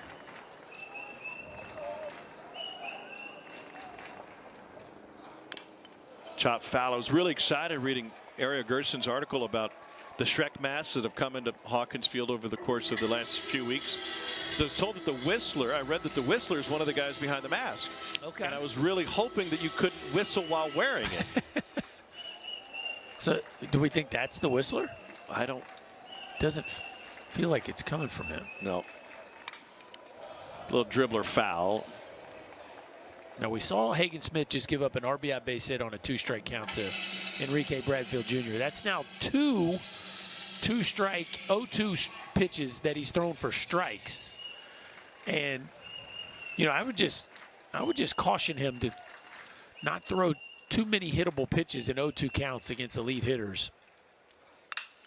Pulled to the right side, long run for Holt, who's playing deep from his knees. Got him! What a play by Peyton Holt.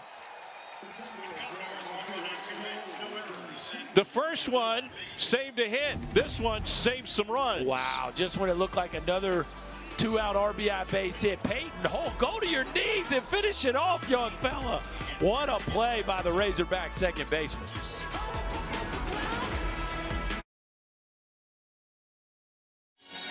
Hawk fans all smiles in this one. Game 1 of the series have been helped by 3 errors and 7 walks issued by Vanderbilt.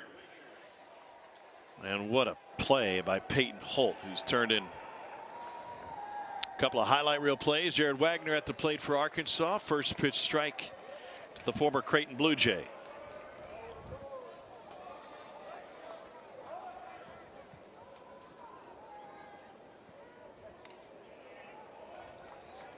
What about Sam Leboke? Giving them the innings that they needed out of that bullpen.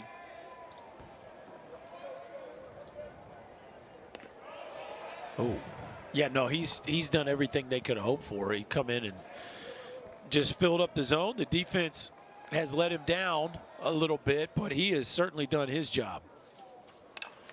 Wagner got underneath it, pop up to left field, poke there, Vastine there, and the shortstop takes it. One down with Diggs coming up.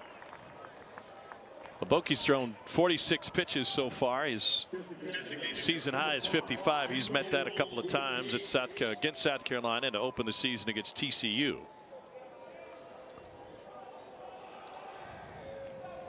Well, and I wouldn't be surprised, Tommy, if they don't stretch him out here a little bit, right? I mean, I don't know that Patrick Riley is going to get his next turn in the rotation whenever that time comes back. So Vandy, in certain ways, searching for how they're going to play it down the stretch, right? I mean, do you know what you're going to get from Hunter Owen? Devin Futrell has statistically actually been their best guy. So do they try to set him up to throw game 1 of a regional? Swing and a miss. That is strikeout number 5 for Leboke. 2 down. And who was that guy from Virginia a couple of years ago? Just caught fire on the mound late in the year. Griff McGeary, Kyle Peterson's all-time favorite Wahoo. Could take him all the way to Omaha. Yes, he did. Unheard of. And is either in the big leagues or right on the verge of being in the big leagues now. Well, fastball sitting upper 80s, but Arkansas can't seem to find it. That's Caleb Cali at the plate now.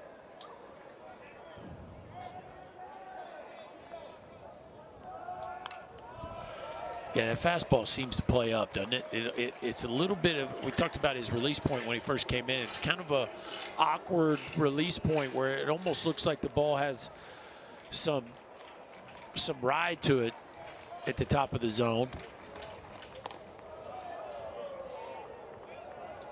Kind of that low release where the ball feels like it's moving upward as it gets to home plate.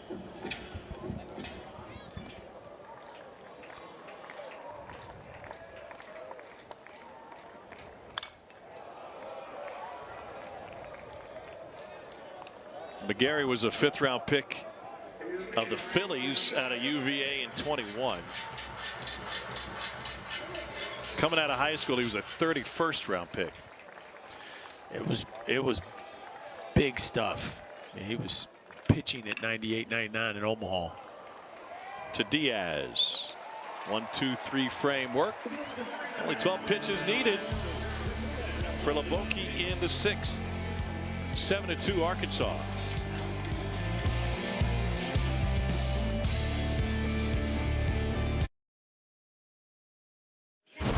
Hagen Smith in line for the win, and for good reason. He was magnificent tonight. Yeah, he was. Early, he was razor sharp. Just 32 pitches is all it took him to go through the Vanderbilt order the first 3 innings. Got a little shaky late, and so they're going to go to the bullpen. 84 pitches, 5 innings, 5 hits, just the 2 earned runs, 7 punch-outs. Certainly a quality start in today's modern terms. And he'll hand the ball to Will McIntyre, who's made 10 starts. And now his 16th appearance. They have started to use him out of the bullpen more of late, and he has done a very nice job here. Again, part of the trend of this Arkansas team where it seems like most of their important pieces are really playing well here down the stretch. Here's Chris Maldonado, the cleanup hitter for Vandy, leading off the 6th. It wasn't a straight swap, but the timing of it suggests so. When Smith came out of the bullpen into the rotation, was the same time that A&M series that McIntyre then went to the pen. And because of that, he can go deep. They could use 2 guys tonight. That's right. And that's kind of what they were doing with Hunter Holland and Hagen Smith early in the year. They were going after game 1. Holland would start the game. Smith would finish it, even if it was for 4 2/3 or whatever the case might be. And it's similar role here as they're looking for Will McIntyre to give them the last 4 innings. 1 ball, 2 strikes now to Maldonado. Grounded out to short in the 2nd and drew a walk. Smith in line to go to 8-1 on the year.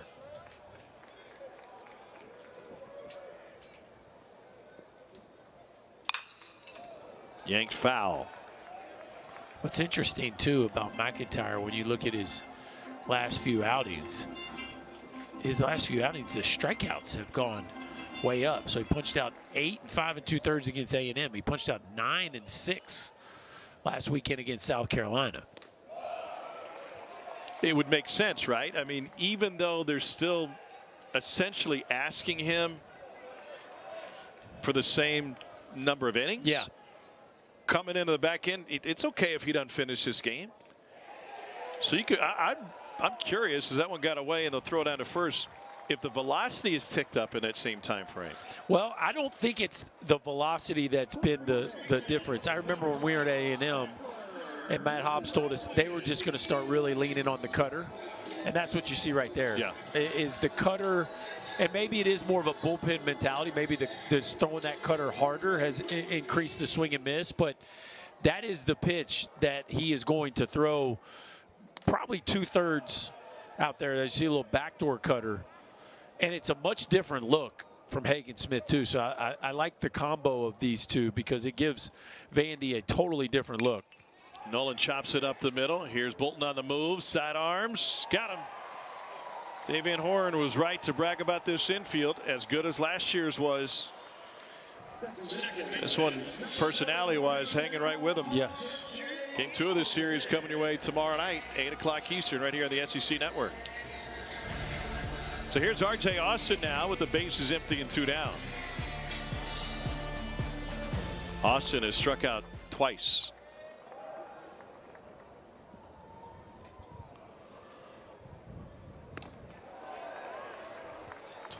Are you surprised by how good Arkansas's defense has been this year? Well, I'm never surprised that a Dave Van Horn team plays at a high level. I think there's a difference between catching the ball. Oh, that ball hit him in the face. It sure did.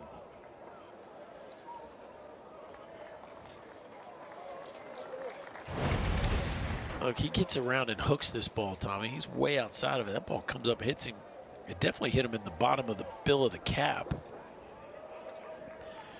But there's a difference between a very good fielding percentage and an elite defense. Oh, no doubt. And I think the impressive thing of this Arkansas team is they're taking hits away. And rolling behind the plate has made it, I mean, there's been very few stolen bases against Arkansas this year as well. Throws him on the breaking ball. That is a 1-2-3 frame for Will McIntyre. And Arkansas has a 7-2 lead through 6.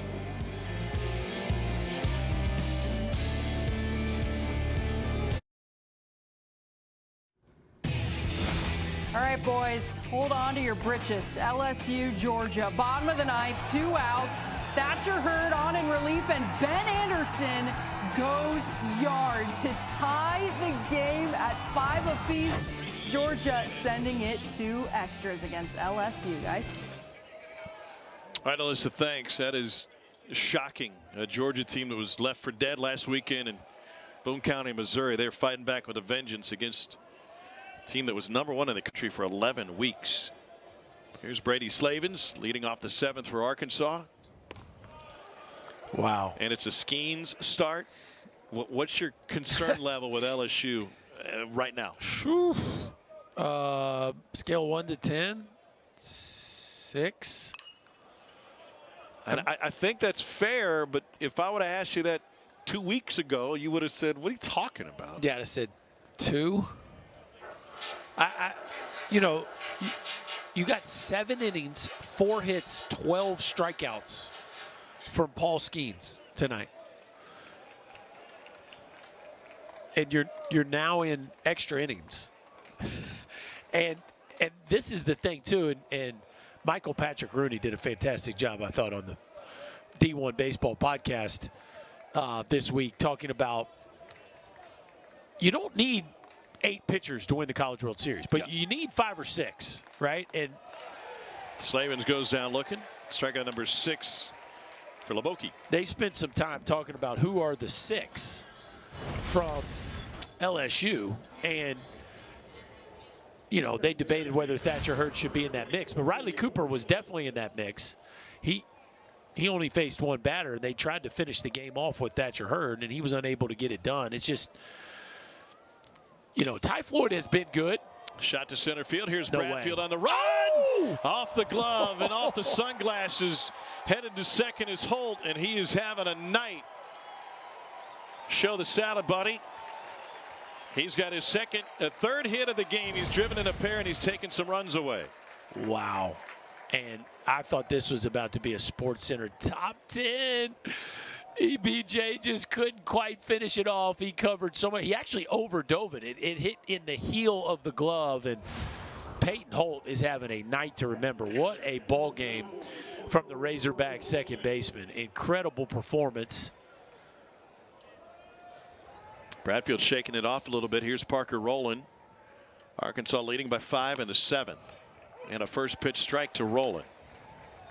Just to put that LSU game in perspective, you saw the graphic a moment ago. Arkansas with a win and an LSU loss will clinch the West. They have designs on more than just the West. They could win the whole thing this weekend. Austin was playing really deep. He kicks that one. His second error. And the freshman is not having a good night. Remember, he took a foul ball off of the temple when he was at the plate in the last half inning. Well, this one, like, I don't know why he chose to run through that one, Tommy. That you got the catcher running, right? Just break down, catch it, play catch with the first baseman. I think maybe he was so deep when the ball came off the bat that he got a little nervous. Man, I sure was deep. I better hurry to this one. But I think that's where the experience factor comes in. I'm playing deep because the runner's slow, right? And so I'm playing deep, so I don't need to rush on a ball that's hit even medium. Here's John Bolton at the plate. Back to LSU real quick. Paul Skeens tonight started the game, struck out 12, walked 1 over 7 innings. He's been susceptible to the long ball all season. That's really the only way you can touch him. He gave up a home run, and that's it. Skeens, no decision, and bullpen really struggling again for LSU. No, I mean, it is what it is, and now you're scratching and clawing just to win the game where the player of the year gave up 2 runs and had 12 punch outs. So that's just where LSU is right now. This is where Arkansas's offense is. They're just going to go say, I don't know. This is the one thing that I can't understand with Bolton. He's done a nice job bunting, but for whatever reason, he does kind of the old school, opens up both of his feet to the field. And I don't know, it feels like he loses a little plate coverage when he does that, but that was a breaking ball right down the middle that he still did not get the job done on. Let's see if they let him swing here at 2 strikes. See how he opens his front foot all the way up? Why would that cost some plate coverage? Is it harder to reach? Yeah, harder to reach the outside corner. Yeah, normally you would put your left. To me, the best way to do it is you put your left foot as close to the front of that white line as you possibly can. Get your chest and nose out over the plate and cover the whole outside edge. And he takes strike 3. Bolton couldn't get the bunt down. Leboki struck out 7 in relief. There's 2 down with runners at first and third.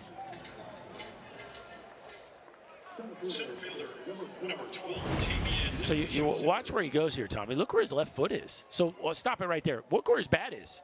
His bat is nowhere near the plate. Right? And then you got to kind of lunge at it. That ball's almost right down the middle, and yet he doesn't even offer at it. The way that I've always taught, and the way it was taught to me, is get up in the box, get all over the plate, get your chest and nose and your bat where it's completely covered the strike zone. That went all the way to the backstop behind Josenberger. Play at the plate, and he is safe. Holt has got a hand in under the tag from Leboki. It's now 8-2 Arkansas. Well, Arkansas doesn't capitalize, but Vandy does them a favor as Leboki yanks the changeup, and he does Bolton's job for him. Holt gets a good jump and just beats the throw, and I cannot say this enough. Slide feet first. Like a pitcher is running in there to cover it. You're doing him a favor sliding with your fingers as opposed to your spikes. 3-0 the count now to Tavian Josenberger.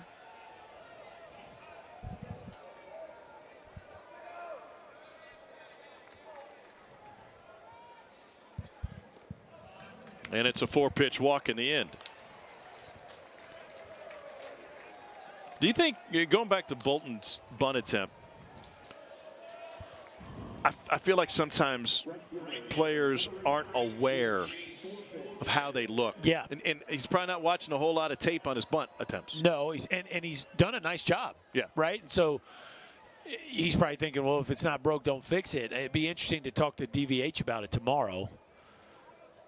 About if he gives hitters the freedom to do it, similar to hitting styles. Hey, get the bunt down. Whatever you feel most comfortable. Yeah, however you feel most comfortable. Or if he enforces a certain style. But I have never seen an Arkansas player be that wide open with his footwork bunting before. Chase Borfin at the plate. 1 ball, 1 strike. I remember back to that A&M series, which we had. There were a lot of bunts in that game, and Van Horn told us the next day, he said, listen, Bolton's got the freedom to bunt for a base hit.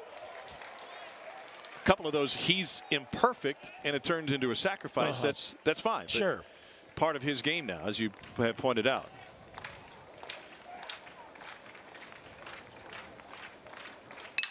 Pulled to the right side. Austin smothered it and recovered in time. It's been an adventure out there at second base today. Arkansas gets another run across. They strand a pair. Time to stretch in Nashville. 8-2 Razorbacks.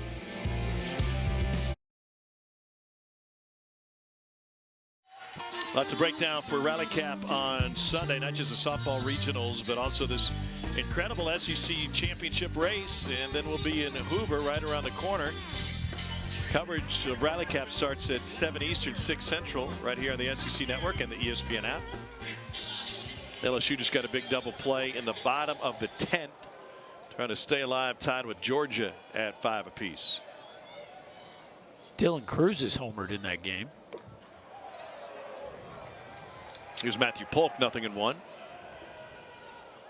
Say that like you're surprised he got a ball in the air.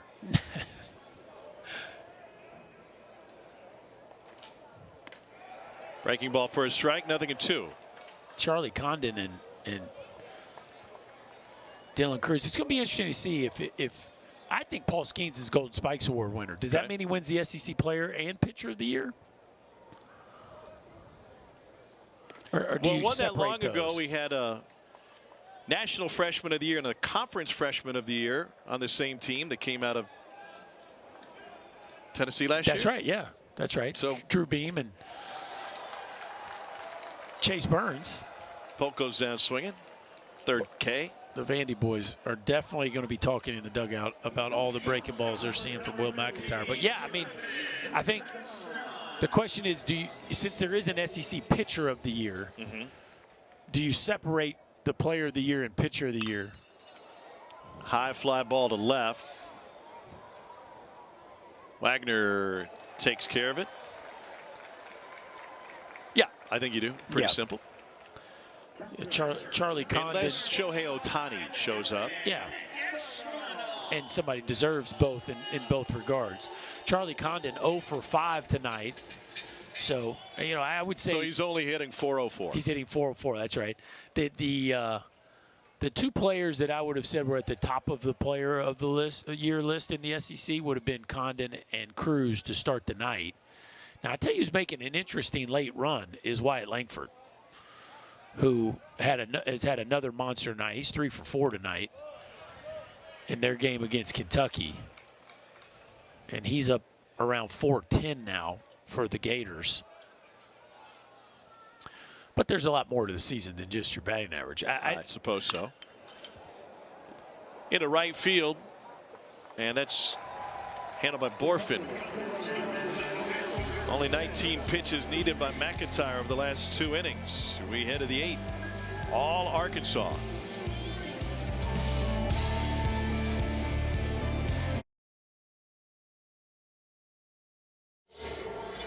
A big first inning for Arkansas has gotten us to this point. They've taken advantage of some Vandy gifts tonight. It's an 8-2 lead for the Razorbacks. As we head to the 8th, it'll be the 3rd pitcher of the game for Vandy. Sam Leboki is out. Grayson Moore, right-hander out of Longwood, Florida, is in. 9th appearance, an ERA under 4. 27 strikeouts in only 18 and a third innings. Yeah, it's a big arm. You see the fastball averages 92.2 miles an hour. So he'll get it up there 94, 95. 4 pitches, slider, curveball, and a changeup. And it's just a Vanderbilt pitching staff that can come at you in waves with talent out of that bullpen.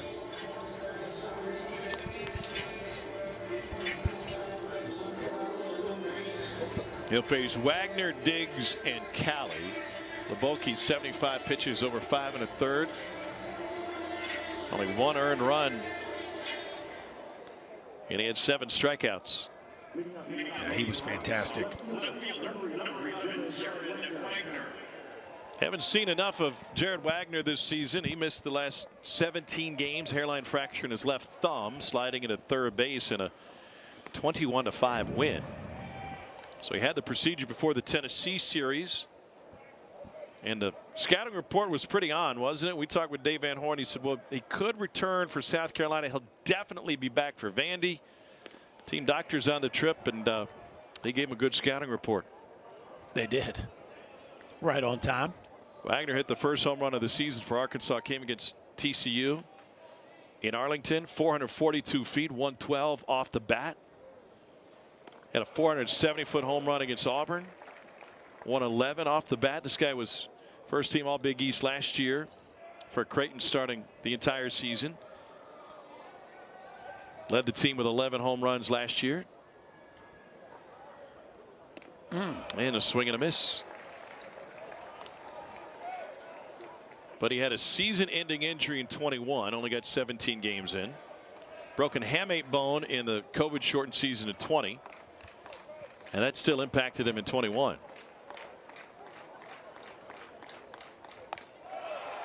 Tied him up top, and Moore's got a strikeout, 1 down. Little backup breaking ball right there. This is one that Wagner thinks is going to end up about belt high, and it stays up there just above the belly button.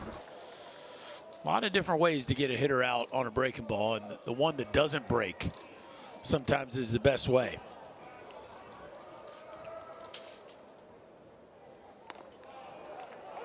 Breaking ball in for a strike. I know what you're saying. It just sounds backwards. Yes, it does.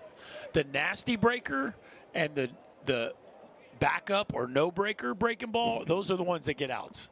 The ones that kind of just fit the shape of the hitter, that what the hitter's eye is telling them the ball is supposed to do, those are the ones that go a long way. So be extreme. One way, either be really, really good or terrible. Yeah, that's right.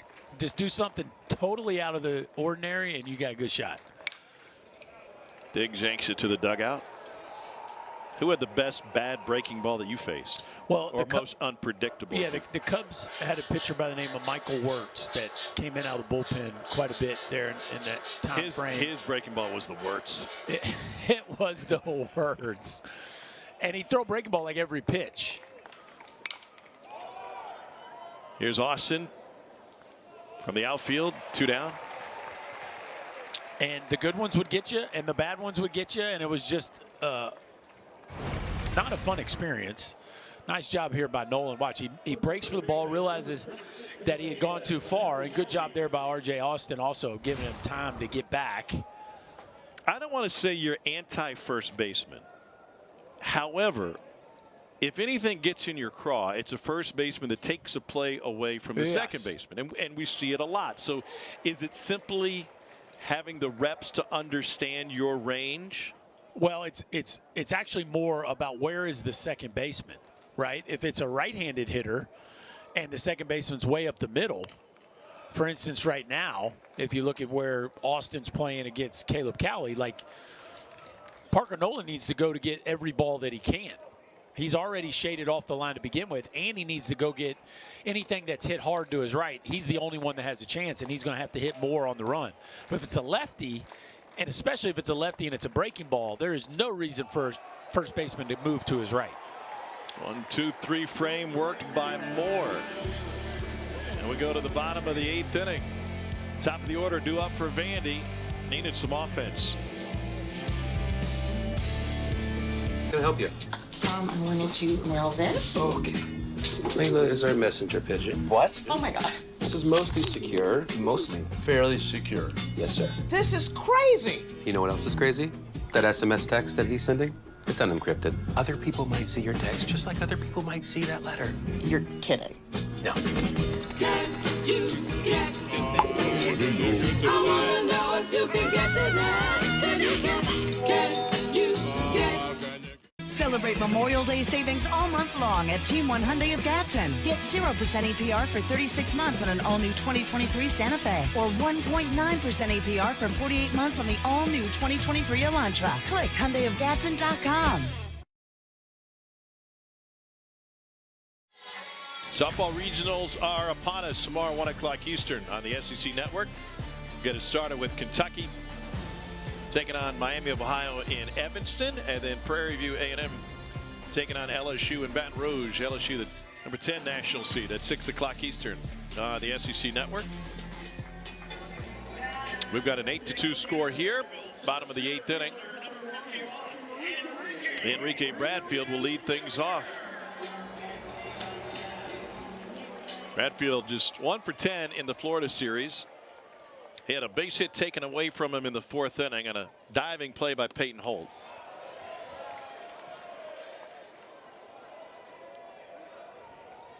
His average is under 300 on the season. He still leads the league in stolen bases. He's 1 away from surpassing you on the all-time stolen base list in the SEC. Did you ever find that if you were struggling at the plate, your defense could give you a mental lift? Absolutely. Yeah, I think every hitter just wants to help the team win, right? Every player wants to help the team win.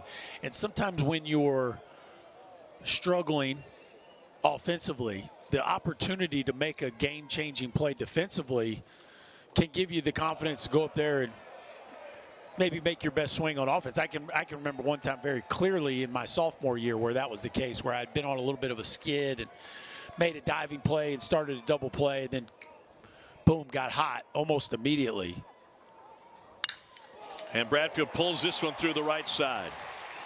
Second hit of the game for Enrique Bradfield. Let me guess, after you turn the double play, you turn to your guys and you yell, "Let's go." Probably. That's a pretty good bet. Fastball right down Broadway, gets slashed. How about this, Tommy? 5-5 bases loaded, Dylan Cruz up the back. And Georgia gets a strikeout looking on a full count. Well, here he goes. Put me in the rearview mirror right here, Enrique. He had a runner in front of him when he was on base in the 5th.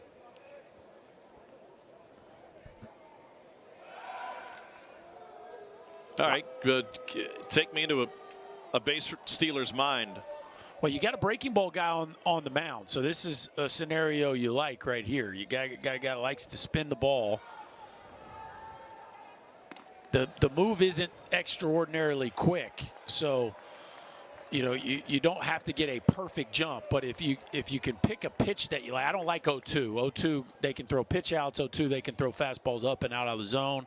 I would wait one more and then take your chance if you're EBJ here. I wouldn't go here. And Diaz goes down swinging. Boy, that was nasty. Just cutter after cutter from Will McIntyre.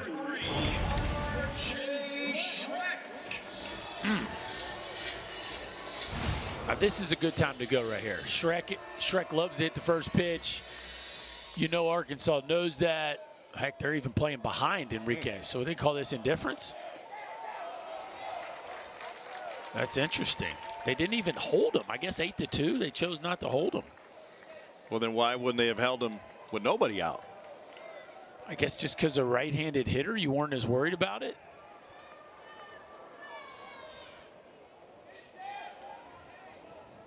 Want to notice Shrek.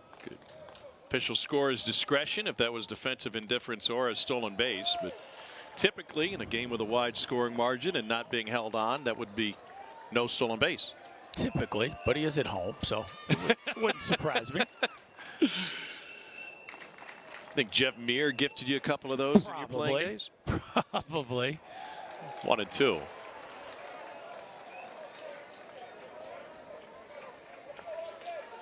By the way, you mentioned LSU left the bases loaded. Dylan Cruz struck out. It was a borderline breaking ball that he struck out on for a guy who knows his strike zone really well.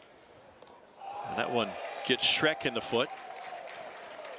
And how about Georgia wiggling out of a bases loaded jam, giving up no runs? Once again, Arkansas can clinch the West tonight with a win and an LSU loss. Here's Chris Maldonado. He is 0 for 2 tonight.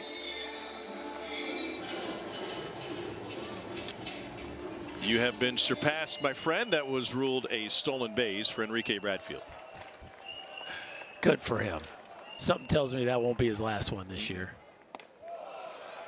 Already has the Vanderbilt record. That is now 32 of 38. He certainly has never had an easier one. No, he not.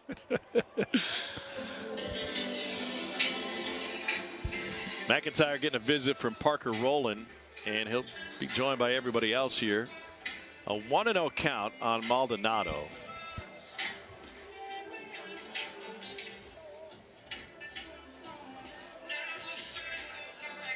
Conversation here about maybe, I guess they're giving Gage Wood a little time.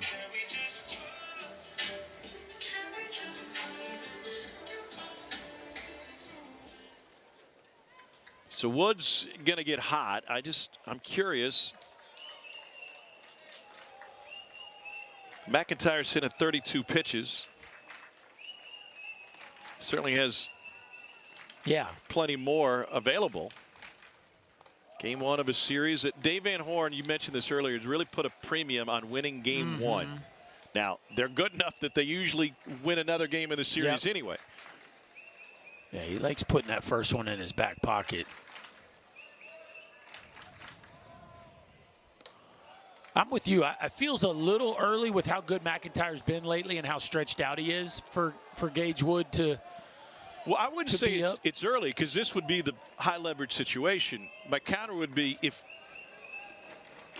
give McIntyre a chance to get out of it because the run is the lead is so big. Well, when I say early, I don't mean in the ball game. You mean I in the inning? In this inning. Yeah, like maybe 2 runs have scored. You know, it gets to 8-4. Okay, let's get him hot and get out of here. Yeah. You see what I'm saying? Yeah. At 8-2, it feels like, you know, McIntyre's been really good in this ball game.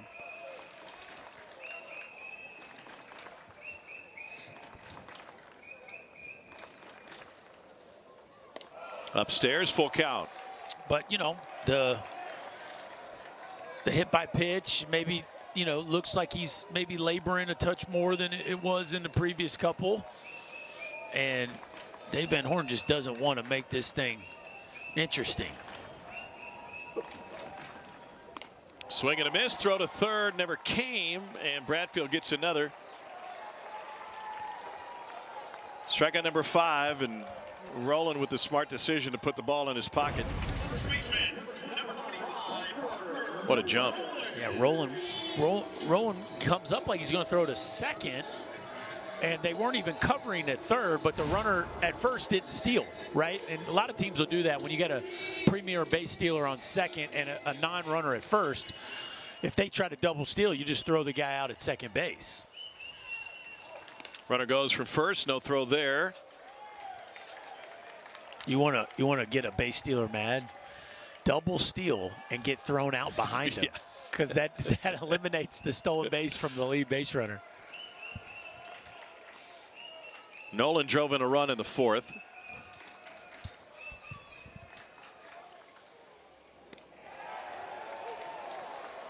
And he's down to the count 0-2.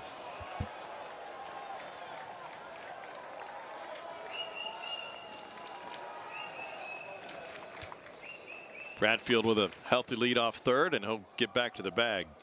Never seen that before. He was walking down the line at third. He was walking backwards towards home plate. You could see his entire back from where we are. Like moonwalking, I think. Yeah.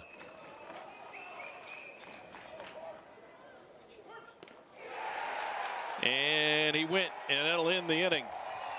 And Vandy strands 2 in the 8th. Bradfield's stolen bases are wasted. Arkansas takes a 6-run lead into the 9th.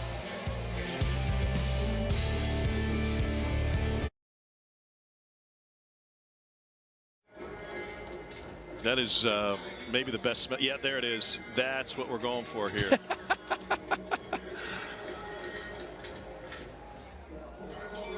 Mom, I'm going to need another box of popcorn. J.D. Thompson, lefty out of Rusk, Texas enters. 4th pitch of the game for Vanderbilt. This is game 1 of the season finale 3-game series.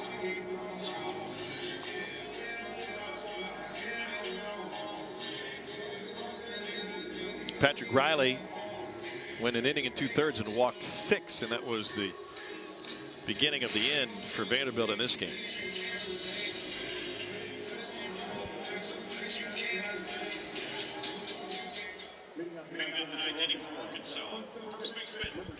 Here's Brady Slavens. 2-run home run in the 1st inning was the only hit of that 4-run inning. Arkansas led this game 5-0 on the strength of only 2 hits through 2 innings. Inside on Slavens.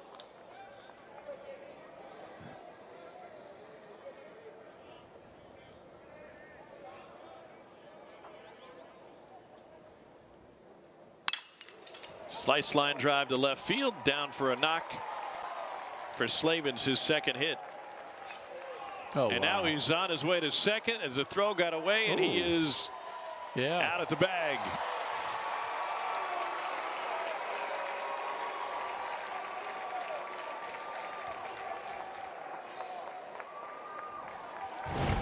I don't know, Tom. I thought, first of all, just a missile as Brady Slavens stays hot. And this ball squirts away, okay, just a little too casual there by Vastine at shortstop. I don't think he came off. I thought he was out the first time. Oh, he's off. In the middle. Yeah.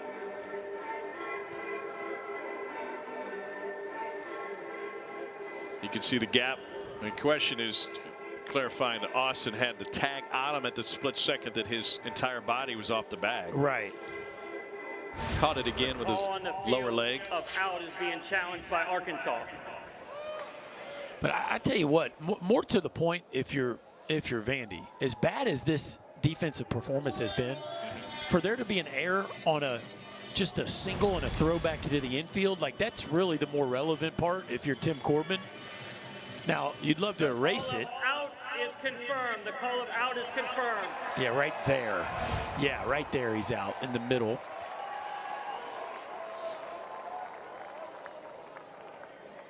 Yeah, so we did a couple of games for Vandy in the Alabama series as Peyton Holt steps up. And in that game, which was an Alabama smothering win. Yep. Vanderbilt had a drop fly ball in left field. That was an 11-2 win. Mm-hmm. They had multiple misplays behind the plate, and neither one of those guys were in the lineup game number 2. That's right. I would love, I listen, and I learn something every time Tim Corbin talks, and I would love to hear him explain his perspective of errors when they are mental mistakes versus going hard and just misplaying a ball. Shrek in right field. And he puts it away. There's 2 down now, right? I mean, I'm sure I'm sure he has an entire chapter of his book and his presentation in the classroom to his team talks about not being focused versus making a simple physical mistake. Right. Yeah. And he's been doing this a long time, and we've seen him coach some of the best defensive teams there is in the sport. Like this performance, will not be met well after the game. And again, it's plays like that we just talked about, which is what you're referencing, just kind of a lack of focus where you're playing on turf. It's a sure single. The guy's not even trying to attempt to go to second base. Okay, you don't make a perfect throw to the shortstop. The shortstop's got to either back up, play it on a long hop, or body it up and keep it in front of him. But you can't just kind of swipe at it and let the ball go into no man's land. I mean, you just can't do that, right? That's just not, to use a basketball term, that's not valuing the ball. Right, it's like a lazy turnover on an unnecessary situation, and so. But it won't go down as an error. But boy, it was one bad slide away from being the 5th error of the night. By the way, they're in the 12th inning in Athens. LSU is taking a 7-5 lead on Georgia. They may just get off the hook, but we had a long ball there. That bullpen's going to be pretty thin. Josh Pearson, the 2-run homer.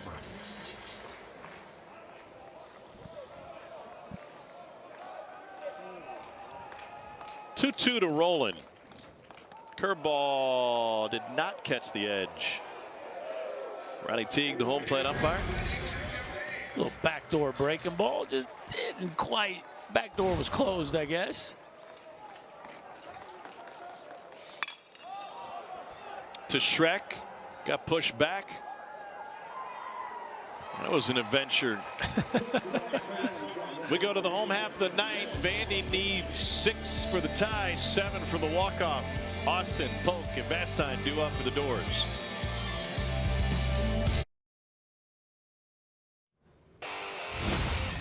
All right, they're still playing in Athens, but we've got some action here. Top of the 12th, 1 on for Josh Pearson, who sends this one out of the park for a 2-run home run, putting the Tigers up 7-5, no outs, guys. 10 seconds ago, another solo homer for the Tigers. They lead 8-5 right now. All right, thanks, Alyssa. R.J. Austin to lead off the 9th inning. And a first pitch strike, 0-1. Well, they didn't get it done with the bases loaded, but they're taking care of that here in the 12th. Here's Bolton at short. A little flash. He's an athletic dude now. He can move those feet. He can throw from all different kind of platforms and arm angles. He's having some fun out there tonight. You think he enjoys playing at Arkansas? Yeah, I mean, think about it. The SEC. He was in this state last year playing at Austin Peay. Now he's playing shortstop for the Arkansas Razorbacks, who The way they're trending, they might end up being the #2 national seed, the way they're playing right now.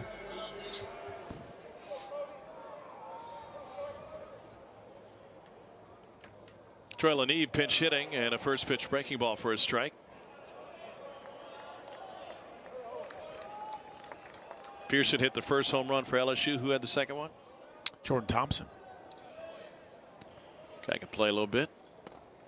1-1.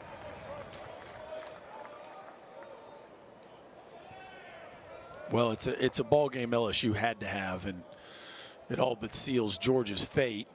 If they were able to win the next two and have a deep run, maybe a deep run in Hoover, maybe, but boy, that was all the makings. Right there for the taking.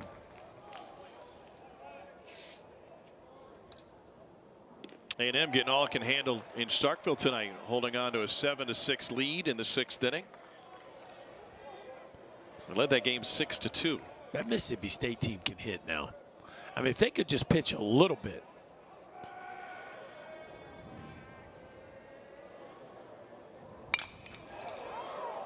Pulled foul, stays 2-2. Florida knocked off Kentucky 10-3. And Alabama beat Ole Miss 4-1. Could Alabama host? Yes. What a story that would be.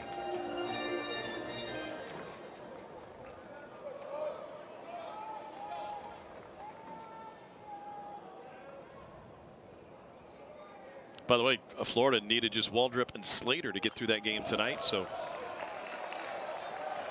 their arms are full going into game 2. They threw Waldrop tonight? Not Sproat. Not Sproat. Because Waldrop only pitched an inning and 2/3 or something because of rain last week. That's right, yeah. Curlin had 3 hits. Langford had 3 hits. Tip foul. I know Alabama can host. They're right there in the conversation. What do you think they need to do to get there?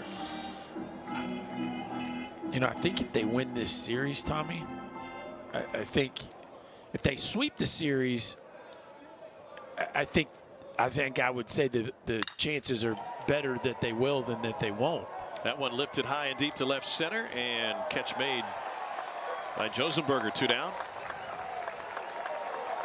It would put them at 15-15, which was Florida's record when it hosted last year. No, it would put to win the series. Oh, if they won the series, right? Yeah. If they sweep the series at 16-14, that's right. And their RPI is 11 going into the night, so it would be a top 10 RPI with 16 conference wins. I mean, I think that's a slam dunk. Bastine fouls off a curveball, 0-1.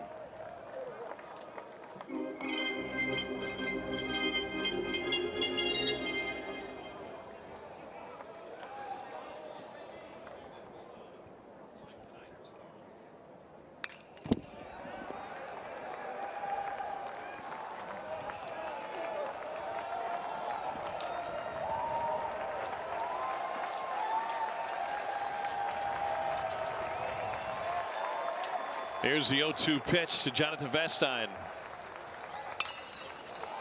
Sky high to shallow center.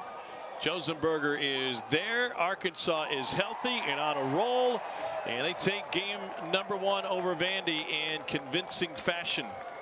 8-2 is the final. Hogs have run 9 of the last 10 in conference. Well, it was a complete performance, and 9 of 10 is an incredible stretch in the Southeastern Conference. And for Vanderbilt, boys, you know, you got to regroup and play a better brand of ball. Tonight, defensively, they didn't throw strikes, they didn't catch the ball. That's not going to work hardly ever in this league, but certainly not against the team that's playing at the level that Arkansas is. Well, the Hogs with a 4-run first inning. Vandy's got to clean it up because their 2 errors certainly helped Dave Van Horn's squad in the opening frame. So did the bat of Brady Slavens. Arkansas can go for the series win tomorrow. They have a chance as well to win the division. They still are in the driver's seat to win the SEC.